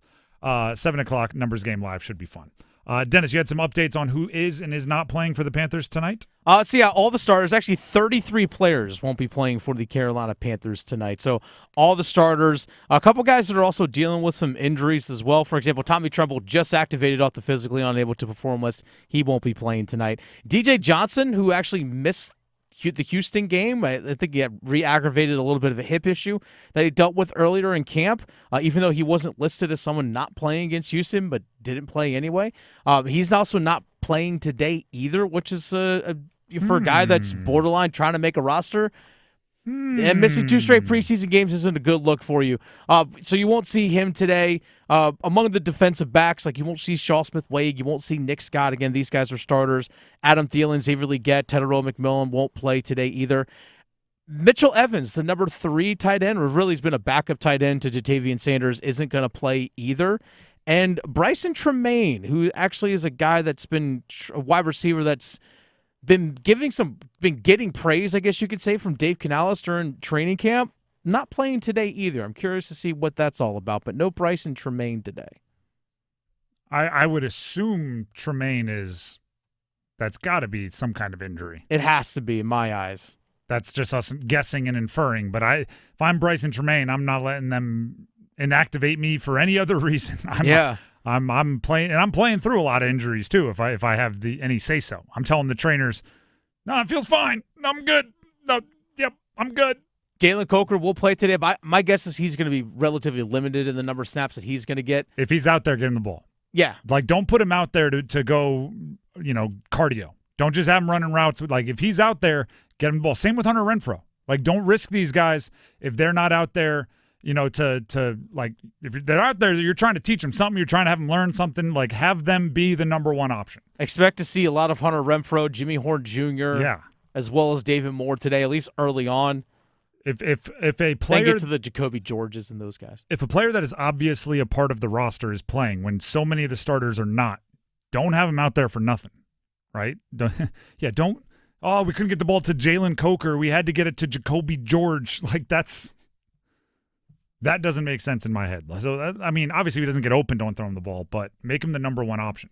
The Drive with Tim Donnelly, 99.9 The Fan. We'll quickly have a little hockey talk before we send you off into Numbers Game Live time. Sebastian Aho is the 13th best center according to NHL Network. First of all, I think that's fair. And by the way, most of the people I've talked to that I trust about hockey have said that's about fair, right? Some might put him a spot or 2 higher, some might put him a spot or 2 lower, but it's in the right neighborhood, right? In the right tier if you're big into tiers. I kind of wish that they didn't put him on the list. I think it's the right spot where he is, or around the right spot where he is. I kind of wish they left him off. I'm going to have a mission this year. My mission is to see angry Aho more often. I want angry Sebastian Aho more often. The Canes had a productive offseason, okay? Like, I think most people would say that. Some would say they were the winners of the offseason, which is always a dangerous thing to say. And there's still room to make more moves. Matter of fact, we haven't read this quote yet, and I've been copying and pasting it every day because I want to talk about it. Frank Saravalli recently, this is like the most glowing thing you can say. Frank Saravalli covers the NHL nationally. We use his reporting a lot. In terms of having a combination of able to win now and the future set up perfectly and all sorts of flexibility when it comes to caps and prospects, the Canes and Mammoth are in absolutely perfect position to contend for the next 10 years. Okay. So that's a lovely quote. I like that. Yeah, that's great, right? So feels good. Second line center, goalie, like they still have a to-do list, but they have the ability to solve those and then have a long window to compete. But the one like aspect that I wanted them to add this offseason that they really didn't was they didn't add any like anger, right? They didn't add any pest, right? I'm not saying that like Miller can't be, but he hasn't been. So what I think is something that the team was missing last year, like the necessary additional sandpaper, grit, annoyingness, anger, like whatever you want to call it, like has to come from guys that develop it new, right? Have to come from guys that just unleash that side of them. I almost want to, maybe we'll do this. We need a sounder of Patches O'Houlihan from Dodgeball talking to the guy with the goggles, going, get angry out there. Like I need somebody, and I'm going to start with Aho, to just be a little bit more, and I'm not saying this because of the bunch of jerks thing, but if the shoe fits, wear it. Needs somebody to be a little bit more of a jerk out there. So I kind of wish like the whole world just insulted the Canes at every path just to see how many insults it would take for them to like finally snap, right? Like the meek kid on the practice or on the recess field that can only take so many jokes and then one day randomly like 3/4 of the way into the second semester snaps and pops the bully in the face. Like I kind of want to see where it goes. You gotta get angry. You gotta get mean. That's the only way you can play. Patches O'Houlihan knew it. Where's your killer instinct, son? Talking to Milton from Office Space. Like you got to get angry out there. Like 13th, like I almost think the worst thing that could happen is Aho has been kind of appropriately ranked as one of the top centers, but not in the top tier of centers in the league. Because I'm going like, what's that motivation supposed to be? Either put him fourth so he feels like he has to live up to it, or put him off the list entirely so he goes full Patches O'Houlihan angry out there. Like the fact that everyone I talk to that I bring up, like, oh, it was 13th. You see that? Everybody kind of hesitates. They go, huh, yeah, that's pretty good. It's like, what emotion does that bring up, right? Yeah, that's pretty good. Even like Slavin, right? Slavin was 8th amongst defensemen. There's a lot of like, yeah, I get it. Which I guess credit to the NHL NHL Network for putting out some solid lists, but also I'm going to make up some headlines. I'm going to like fax over fake blogs that just say, you know, Aho, worst scoring center in the league, just to see if that triggers him to shoot more, right? Because like there were points in time last year where he was passing up super obvious goal-scoring opportunities, you know, passing up a 9 out of 10 shot opportunity, hunting for a 10 out of 10 shot opportunity for someone else, and I'm going like, get angry out there. Shoot it. So this doesn't, 13th, it doesn't add any traditional anger to Aho. Who do you think we could upset? Maybe that's the question I should ask. Could we rile Jarvis up a bit? He seems too laid back. He'll just joke back. I don't know. He'll tussle a little bit. He's not afraid to back down. I like who can we insult to get him angry? Yeah, but I want to be angry but not thrown off their game. Well, that's the other thing. That's the key. That's why I like Aho. Yeah. Because when Aho gets more aggressive and more selfish, it still works. Overtime periods, you can tell certain games he sees red and he's more effective there. That's why I think Aho is a good option. You're right. There are some people where if they get riled up, all of a sudden they're just out of control. I don't think he's one of those. All right, we got to get rolling because we have to head over to the Hilton Raleigh North Hills for the Numbers Game Live presented by Sharkies Play Sports Bar and Grill. It's at 7 o'clock. Go to our YouTube. Get ready for it. It'll be live. We will find the Numbers Game Ultimate Champion tonight. I look forward to the event. I look forward to many of you joining us on YouTube. That's all. We got to go hit the car. We'll see you tomorrow. Have a great night, everybody.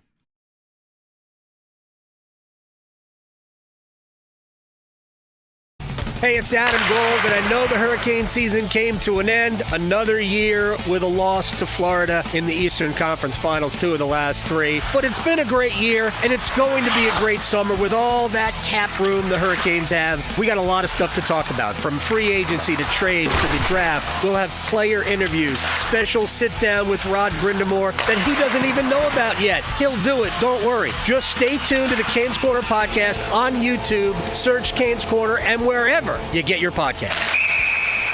Is your whole home operating at peak performance? With Newcomb & Company, your independent trade